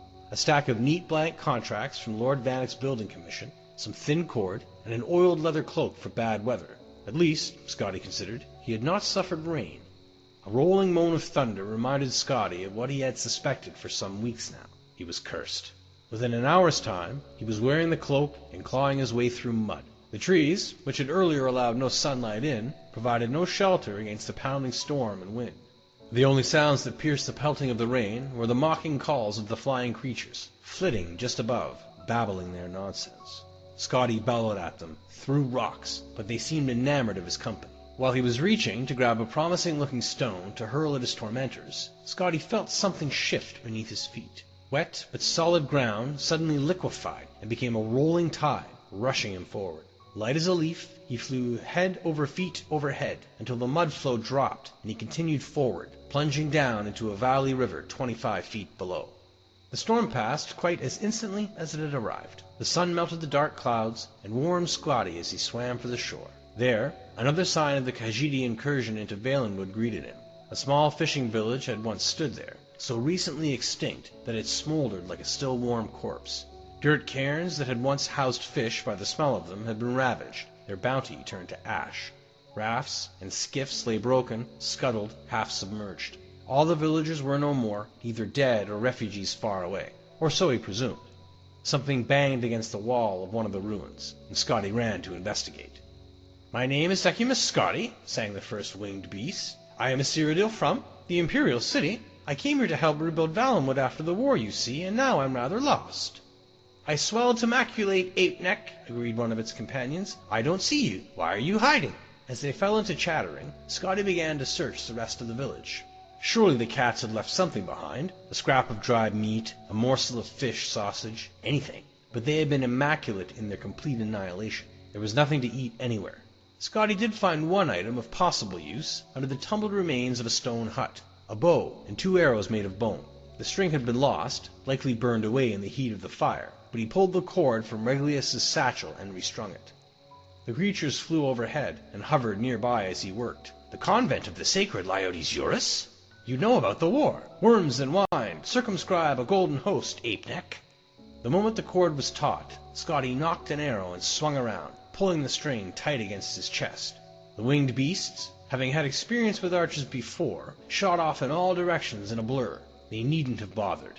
Scotty's first arrow dove into the ground 3 feet in front of him. He swore and retrieved it. The mimics, having likewise had experience with poor archers before, returned at once to hovering nearby and mocking Scotty. On his second shot, Scotty did much better, in purely technical terms.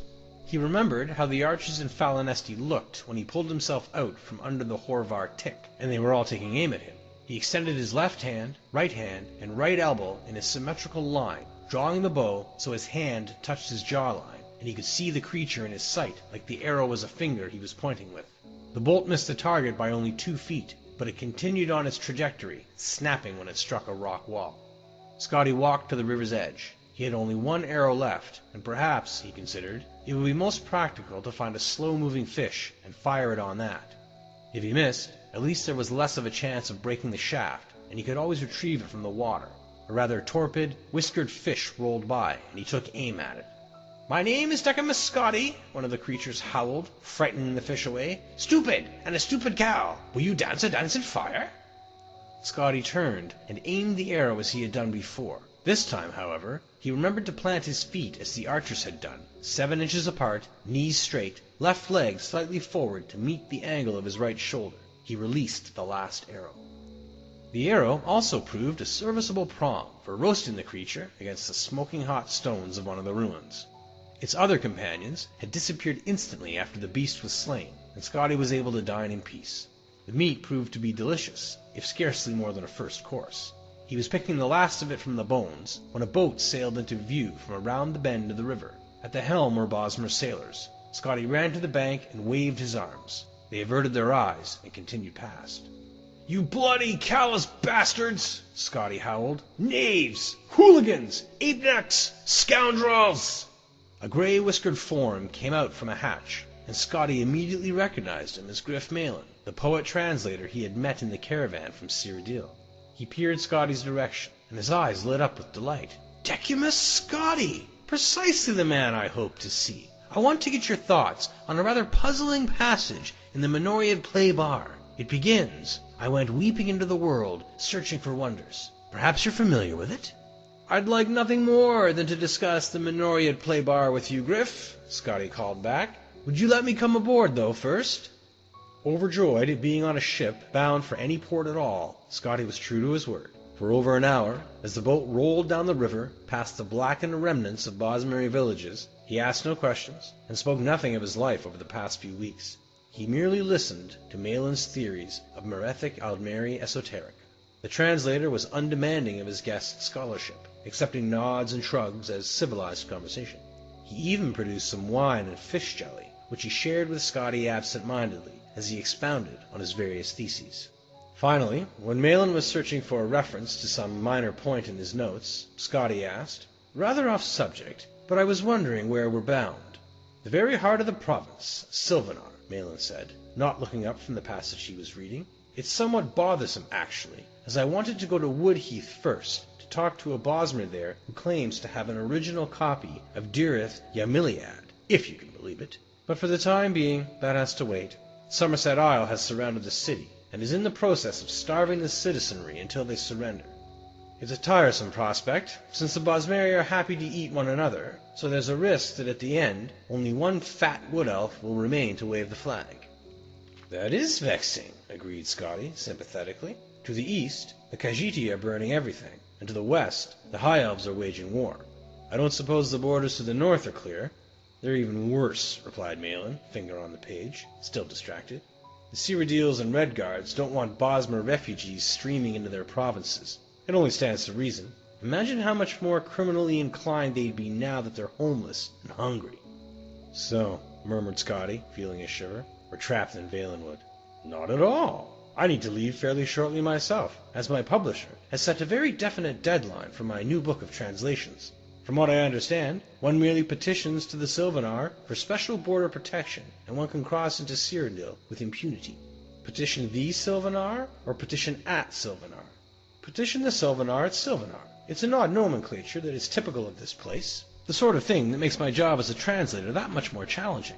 The Sylvanar, he, or rather they, are the closest the Bosmeri have to a great leader. The essential thing to remember about the Sylvanar, Malin smiled, finding the passage he was looking for. Here!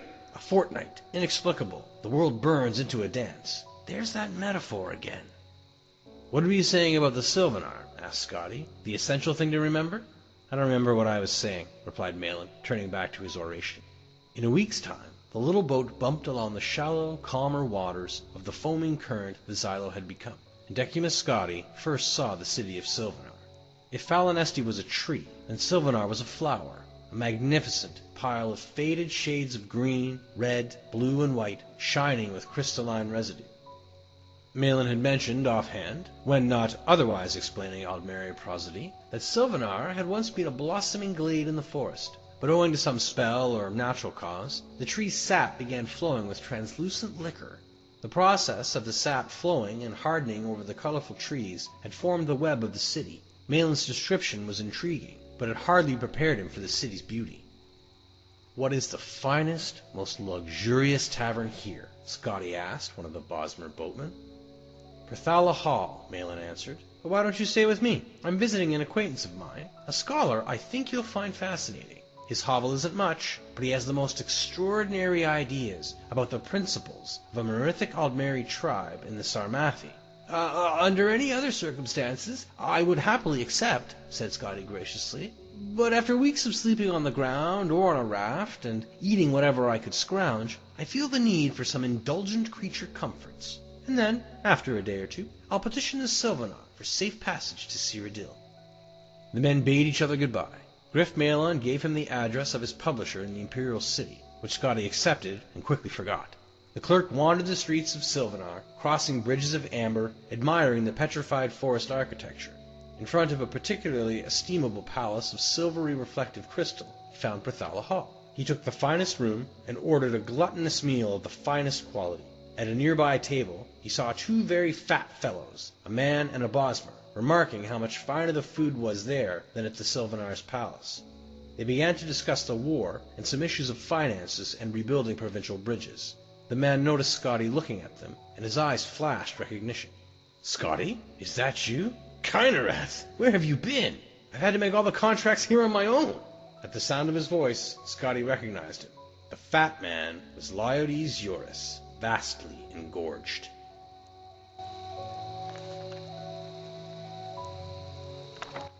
A Dance in Fire, Chapter 6, by Wageen Yarth, Chapter 6 of A Clerk's Adventures in Valenwood. Decimus Scotty sat down, listening to Liodes Eurus. The clerk could hardly believe how fat his former colleague at Lord Atreus's building commission had become. Piquant aroma of the roasted meat dish before Scotty melted away. All the other sounds and textures of Perthala Hall vanished all around him, as if nothing else existed but the vast form of Eurus. Scotty did not consider himself an emotional man, but he felt a tide flow over him at the sight and sound of the man whose badly written letters had been the guideposts that carried him from the Imperial City back in early Frostfall. "Where have you been?" Eurus demanded again. "I told you to meet me in Falinesti weeks ago." I was there weeks ago," Scotty stammered, too surprised to be indignant.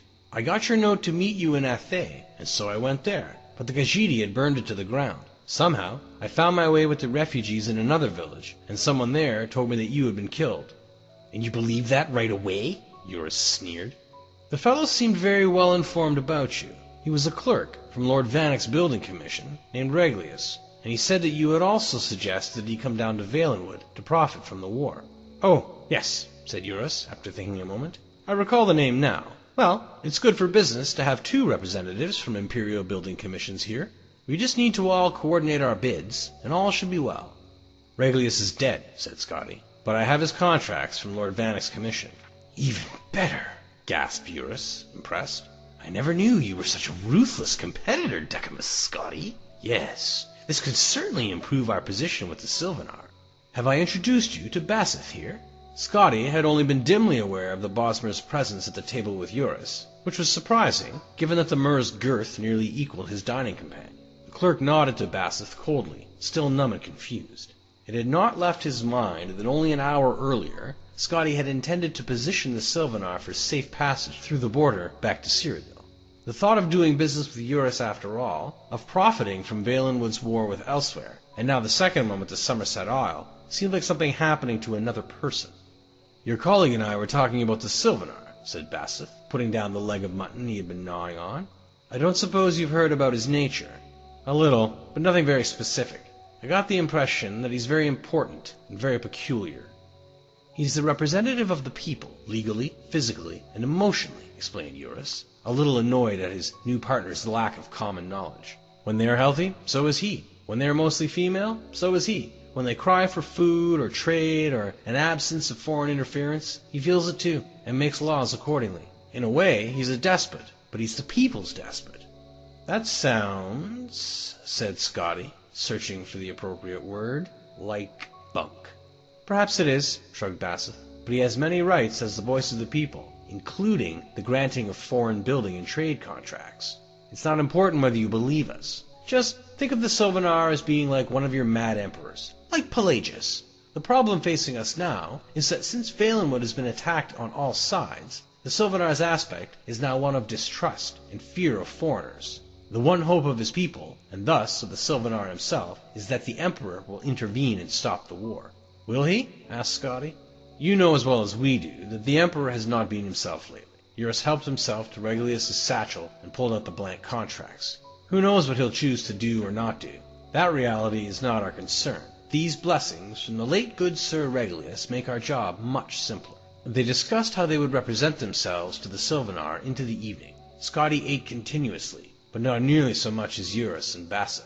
When the sun had begun to rise in the hills, its light reddening through the crystal walls of the tavern, Eurus and Basseth left to their rooms at the palace, granted to them diplomatically in lieu of an actual immediate audience with the Sylvanar. Scotty went to his room. He thought about staying up a little longer to ruminate over Eurus's plans, to see what might be the flaw in them, but upon touching the cool, soft bed, he immediately fell asleep. The next afternoon, Scotty awoke, feeling himself again. In other words, timid. For several weeks now, he had been a creature bent on mere survival. He had been driven to exhaustion, attacked by several jungle beasts, starved, nearly drowned, and forced into discussions of ancient Aldmeri poetical works. The discussion he had with Eurus and Basseth about how to dupe the Sylvanar into signing their contracts seemed perfectly reasonable then. Scotty dressed himself in his old battered clothes and went downstairs in search of food and a peaceful place to think. "You're up!" cried Basseth upon seeing him. "We should go to the palace now." "Now?" whined Scotty. "Look at me. I need new clothes. This isn't the way one should dress to pay a call on a prostitute, let alone the voice of the people of Valenwood. I haven't even bathed."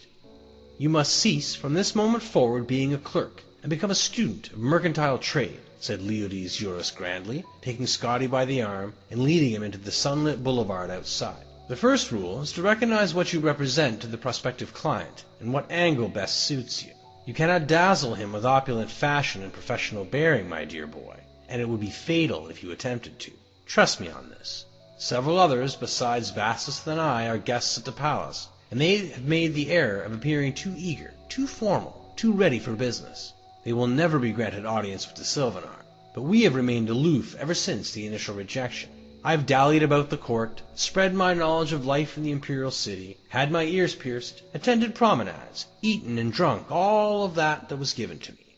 I dare say I've put on a pound or two. The messages we've sent is clear. It is in his, not our, best interest to meet. Our plan worked, added Basseth. When I told his minister that our imperial representative had arrived, and that we were at last willing to meet with the Sylvanar this morning, we were told to bring you there straight away. Aren't we late then? Asked Scotty. Very, laughed Eurus. But that's again part of the angle we're representing. Benevolent disinterest. Remember not to confuse the Sylvanar with conventional nobility. He is the mind of the common people. When you grasp that, you'll understand how to manipulate it. Eurus spent the last several minutes of the walk through the city expounding on his theories about what Valenwood needed, how much, and at what price. They were staggering figures, far more construction and far higher costs than anything Scotty had been used to dealing with. He listened carefully. All around them, the city of Sylvanar revealed itself, glass and flower, roaring winds and beautiful inertia. When they reached the palace of the Sylvanar, Decimus Scotty stopped, stunned. Eurus looked at him for a moment and then laughed. It's quite bizarre, isn't it? That it was. A frozen scarlet burst of twisted, uneven spires as if a rival sun rising. A blossom the size of a village, where courtiers and servants resembled nothing so much as insects walked about it sucking at its ichor. Entering over a bent, petal-like bridge, the three walked through the palace of unbalanced walls. Where the partitions bent closer together and touched, there was a shaded hall or a small chamber. Where they warped away from one another, there was a courtyard. There were no doors anywhere, nor any way to get to the Sylvanar but by crossing through the entire spiral of the palace, through meetings and bedrooms and dining halls, past dignitaries, consorts, musicians, and many guards. It's an interesting place, said Basseth, but not very much privacy. Of course, that suits the Sylvanar well.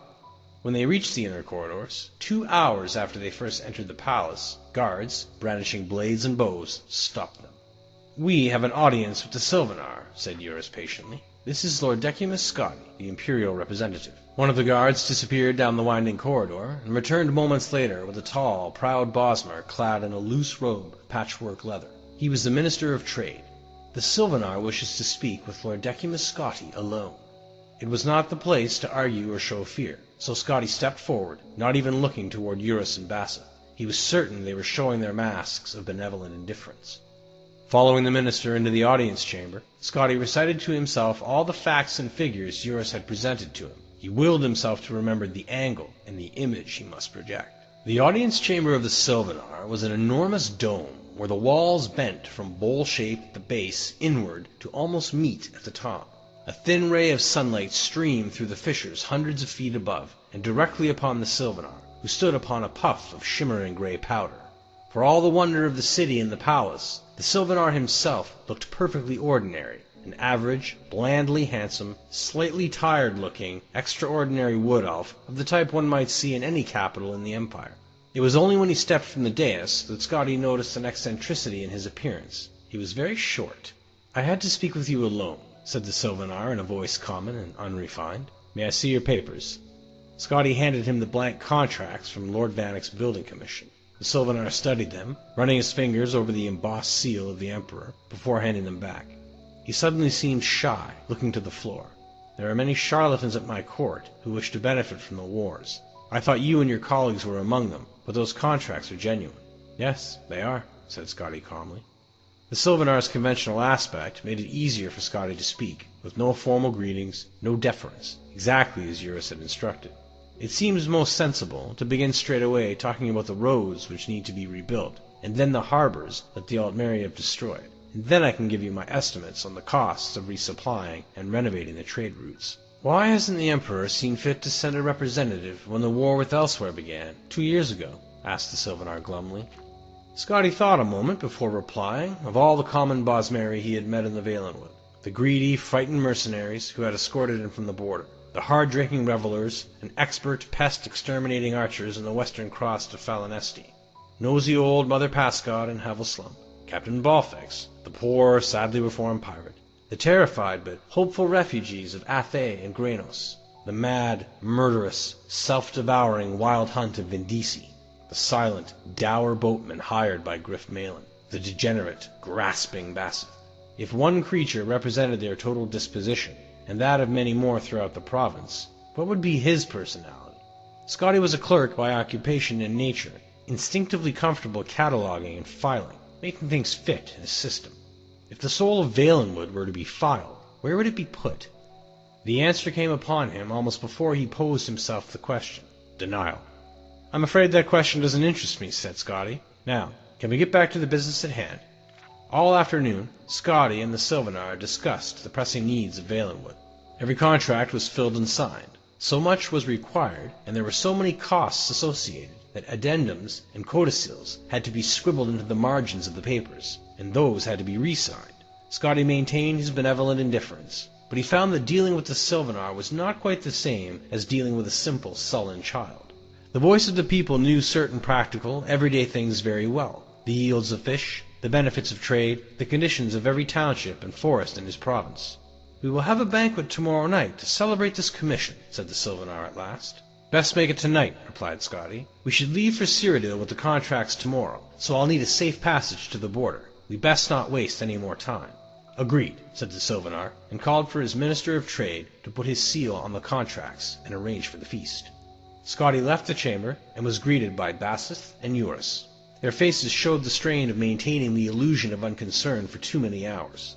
As soon as they were out of sight of the guards, they begged Scotty to tell them all. When he showed them the contract, Bassett began to weep with delight. "Anything about the Sylvanar that surprised you?" asked Eurus. "I hadn't expected him to be half my height." "Was he?" Eurus looked mildly surprised. "He must have shrunk since I tried to have an audience with him earlier. Maybe there is something to all that nonsense about him being affected by the plight of his people." Cultist note. These mouth-breathers don't stand a chance. Once I reclaim Goldbrand and slay them, along with our Lord's champion, Boethi will have no choice but to make me her new chosen one. I've seen it in my dream, standing over the champion's lifeless body, clutching a gleaming golden katana turned red with the blood of my foes.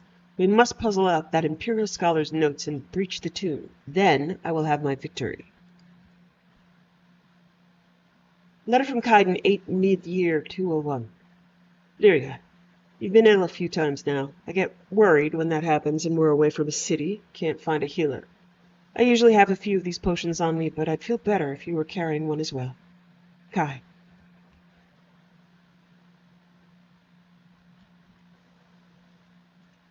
Calselmo's research notes.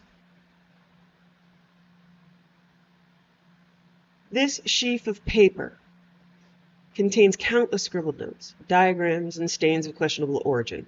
It appears that most of it is a direct translation from Thalmor of multiple unknown sources.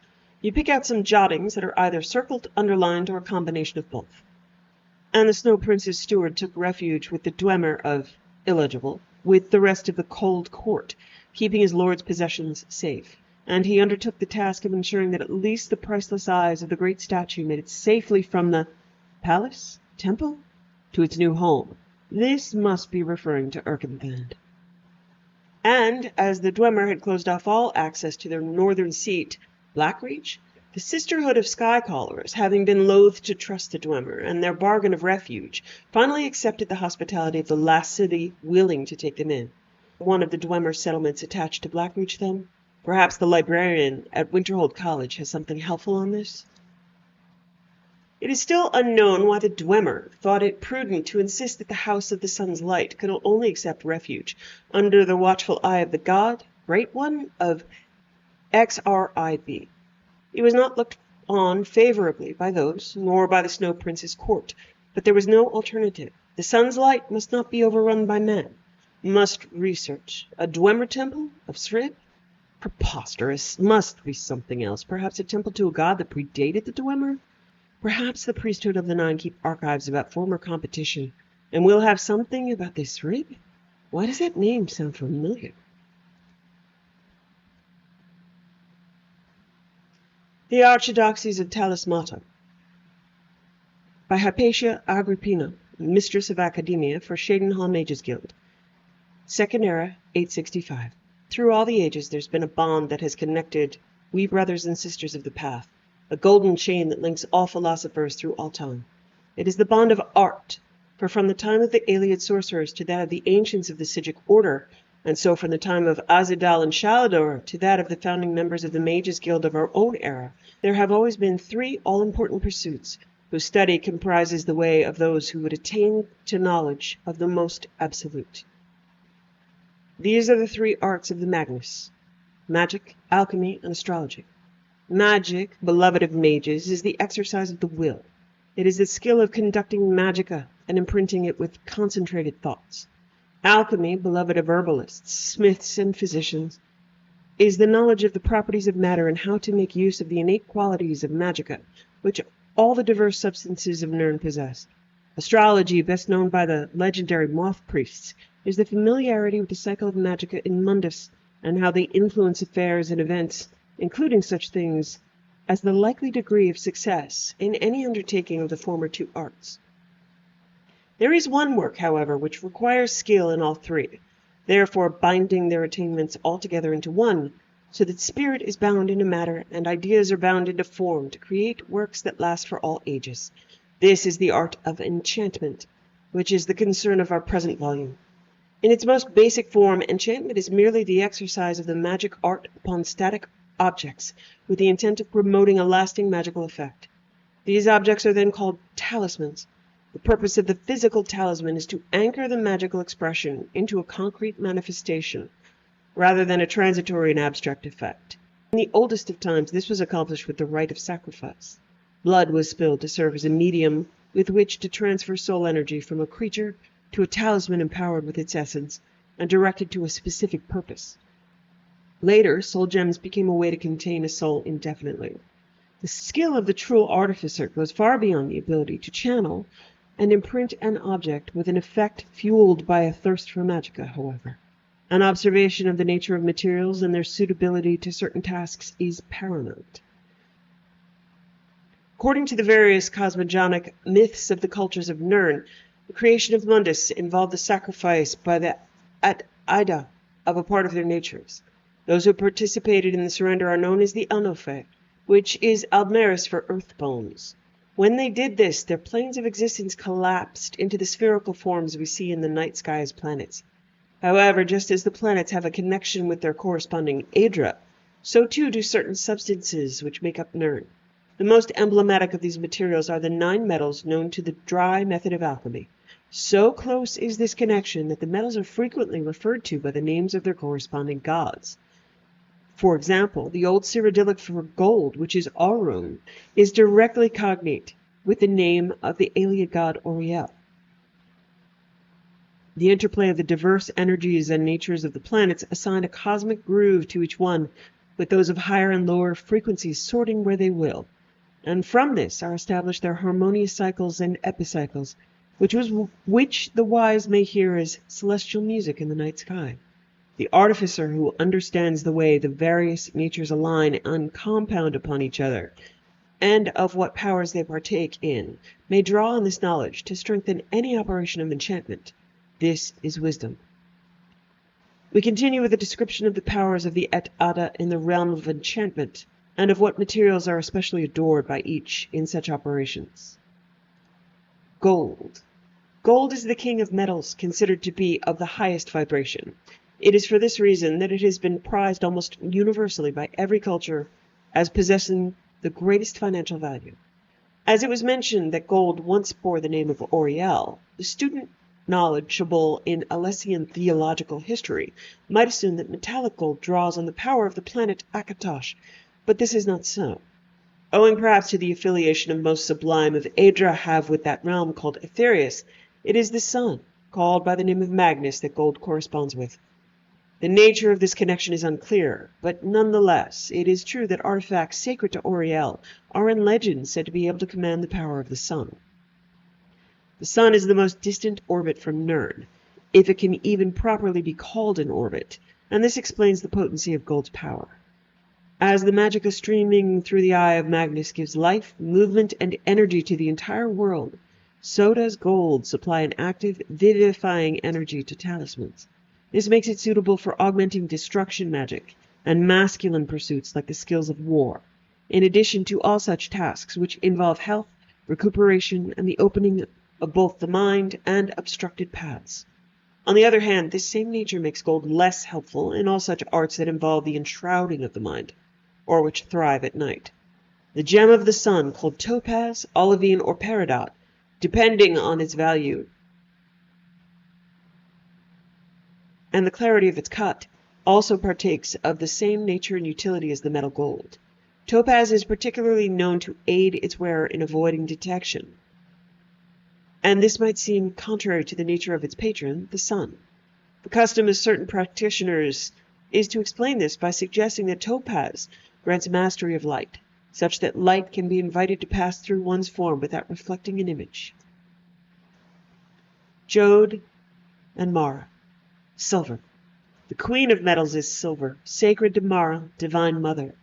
Astrologically, it partakes of a dual nature that resonates with two planets, both the planet Mara, its namesake, as well as the moon Masser, which was once called Mara's tear. Of the two, the greatest resonation is with Masser. There is a school of thought that explains this discrepancy by suggesting that Masser, whose red color and monthly phases set the menstrual cycles of females of all races, bears the truest connection to Mara as divine mother. The planet called Mara, which orbits Zenithar, is itself orbited by Dibella. On account of this fact, it is explained that the planet Mara is more properly connected to elven brass, which is a marriage of quicksilver, the metal of Zenithar, with copper, the metal of Dibella. Both elven brass and silver have a number of similar uses in enchantment, so if anything, this is a good mnemonic for the student. Where gold enhances the school of magic called destruction, silver, being of a more materially based energy, enhances the school of alteration. This is also supported by the fact that just as the moon goes through phases, so does it lend its power changeability to those who practice alteration. Because the moon rules the night where fear and phantasms thrive, it can either aid or destroy those who operate at night, for it has authority over them. This makes it also suitable for those who practice the arts of illusion, and thus it likewise has a power over shapeshifters and the undead. As an example of its application in which there is a confluence of silver's traits, specifically its benefit to womanhood, its powers of healing, and its aid to the benighted, prostitutes in Anvil are known to apply a tincture of silver to the eyes of their newborns so as to prevent the blindness that they frequently develop. However, because of their inert and feminine nature, silver, along with copper, are particularly vulnerable to all energizing masculine magic, in particular fire and shock. The gem or material called moonstone also partakes of the nature of Mara to a slightly lesser extent than silver. It is worth mentioning that, like elven brass, which is an alloy that is created from quicksilver and copper and partakes of Mara's nature, the cheaper alloy called elven bronze is made from copper and moonstone and also resonates with Mara. Both of the elven materials are well renowned for their assistance in operations of illusion in particular. Quicksilver. Quicksilver is traditionally sacred to Zenithar, and because Zenithar has the closest orbit to Nirn, it is affiliated with all of the matters most associated with the mundane aspects of mortal life, such as trade, communication, and business, and will benefit enchantments meant to enhance these pursuits. However, while the priests of Zenithar actively preach against thievery, and Zenithar is traditionally a god of honest payment in kind, the metal quicksilver is of particular potent use for enchantments involving any kind of trickery or deception. This could be a factor owed to Zenithar's dominion over craftsmanship, which may lend power and efficiency to the practice of any kind of skill, no matter to what end. Quicksilver has also been associated with gods such as Xerxes, who rule writing and speech, the form of communication that first gave mortals power over their surroundings, and thus with the will to succeed. Then there are some who, remembering that Zenithar is the closest planet, and thus the most in touch with the mortal world, associate Quicksilver with Lorcan, the inspirer of the mortal plane and the trickster god. As the mortal world is where all essences commingle, they posit this as explanation for Quicksilver's extraordinary propensity with versatility and magic. They then point out that while Mara is traditionally the wife of Lorcan in certain myths, the fact that Mara orbits the planet Zenithar suggests that perhaps the planet is misnamed. Stendarr and Jode. Iron. Iron and its derivative steel are sacred to Stendarr, god of the Imperial Legion, of might and of justice. Like silver, iron also partakes of a dual astrological nature, corresponding on the one hand with the planet Stendarr, and on the other hand with the moon Secunda, which is poetically known as Stendarr Sorrow. Some say that iron is more properly associated with the planet Stendarr, and cold steel with Secunda, but just as many others say that the distinction is rather between his warrior nature and his compassionate nature, Stendarr's Sorrow.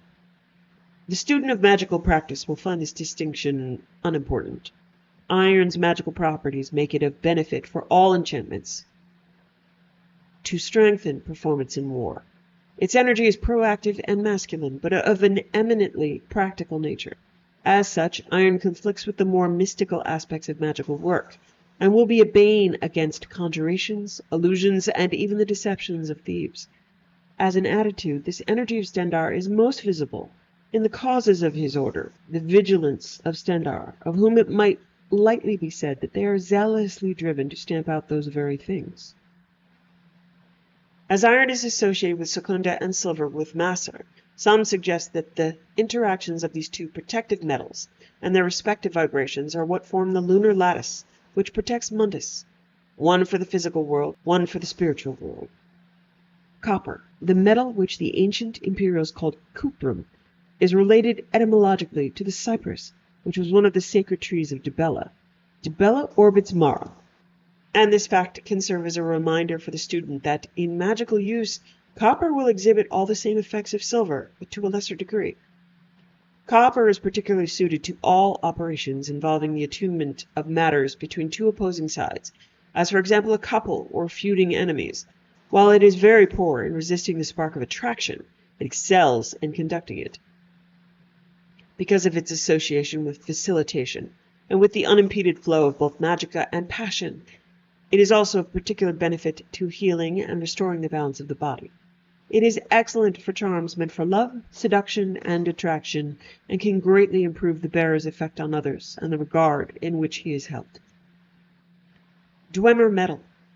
The metal whose creation the Dwemer devised came about through the application of their advanced learning and understanding, and inspiration clearly owed to Julianus, its corresponding planet. Dwemer metal was once called orichalcum, and according to legend, it was created somehow by an alchemical fusion of gold and copper. It is important for the student to recognize that in the oldest of tomes, which make mention of the properties of orichalcum, it is actually Dwemer metal which they are referring to.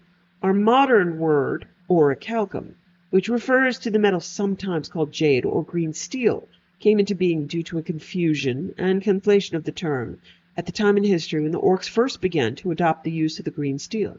Orc's Kaus, which is Old Cyrodiilic for orc stone, became confused with the popular lexicon, and so it came down to the present day. This is an important distinction because the properties of orichalcum differ strikingly from Dwemer metal, which we shall see below.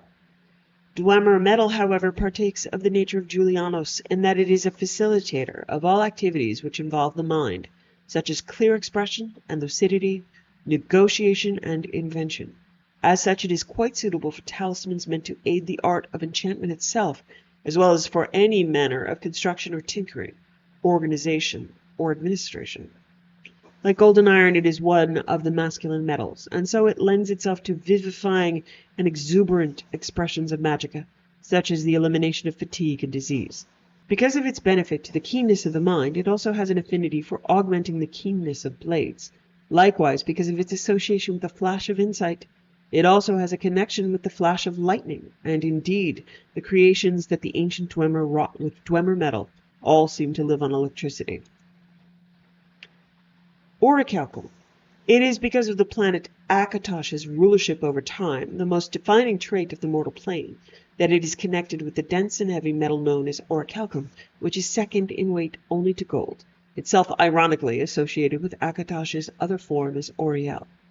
On account of its density and weightiness, orichalcum serves as a bane against the operations of more sublime and abstractive expressions of magic. Like iron, it repels enchantments of conjuration and illusion, but because of its propensity for materiality, it excels even beyond Dwemer metal in enchantments meant to augment enchantment or skill in material craftsmanship. For the same reason, it is of extraordinary benefit in any operation meant to increase defense or endurance, particularly in physical combat. Its density and materiality allow it to bring ideas into manifestation, and this is one reason why the cemetery in Green Emperor's Way so often plays host to cursed tablets of orichalcum inscribed with the names of citizens' enemies. It is also due in part to the fact that it is poisonous, so note should be taken that it is unsuitable for healing enchantments. Orichalcum is also associated with Redguard deities such as Diagna or the Hunding, who figure in their myths as influencing the course of time and events, incidentally through the use of warfare. This coincides with our understanding of the magical qualities of orichalcum. Ebony. Ebony's correspondence is with Arche, god of death. As such, Ebony excels in all matters affiliated with death, both worldly and otherworldly. In warfare, it will enhance the same skills that steel does, without the drawbacks associated with steel, such as repelling magic. Far from repulsing spirits, ebony, for its part, is the metal par excellence for conjuration. But like iron, it is still of not much use in operations of illusion, with the exception of fear magic, for which it has special proclivity. Because of its spiritual connotations and suitability to enhance conjuration, ebony is also especially suited to Daedric enchantment, well able to trap Daedra because it is close in magical nature to oblivion. The gem of Arche, onyx, also partakes of the same nature as the metal ebony. However, unlike ebony, onyx seems to be suitable to use in illusion magic. Glass. Known variously as moldavite or malachite, the reflective metal most commonly referred to as glass is sacred to Kinnereth. Kinnereth's glass shares many traits with the other feminine metals, silver and copper. As copper, when left to tarnish, can develop a greenish patina, the green color of certain varieties of glass is considered to be a higher octave of the same energy displayed in copper. This would coincide with certain myths wherein Cain and Abella are described as married to the same god, or one is a handmaiden to the other, or vice versa. Glass, therefore, is of similar use in situations where the pacifying and facilitating traits of copper would be called for, such as in negotiation and establishing camaraderie. Kinnereth is the goddess of the sky and the air, and like the great dome of the sky, glass excels in all enchantments, invoking reflection.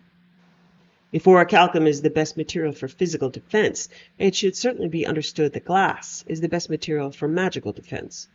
As reflections can also distort reality, glass will also aid the magician in operations meant to strengthen the art of illusion. Because Kinnereth rules the air, glass can be of aid to those who wish to travel unseen, as the wind does.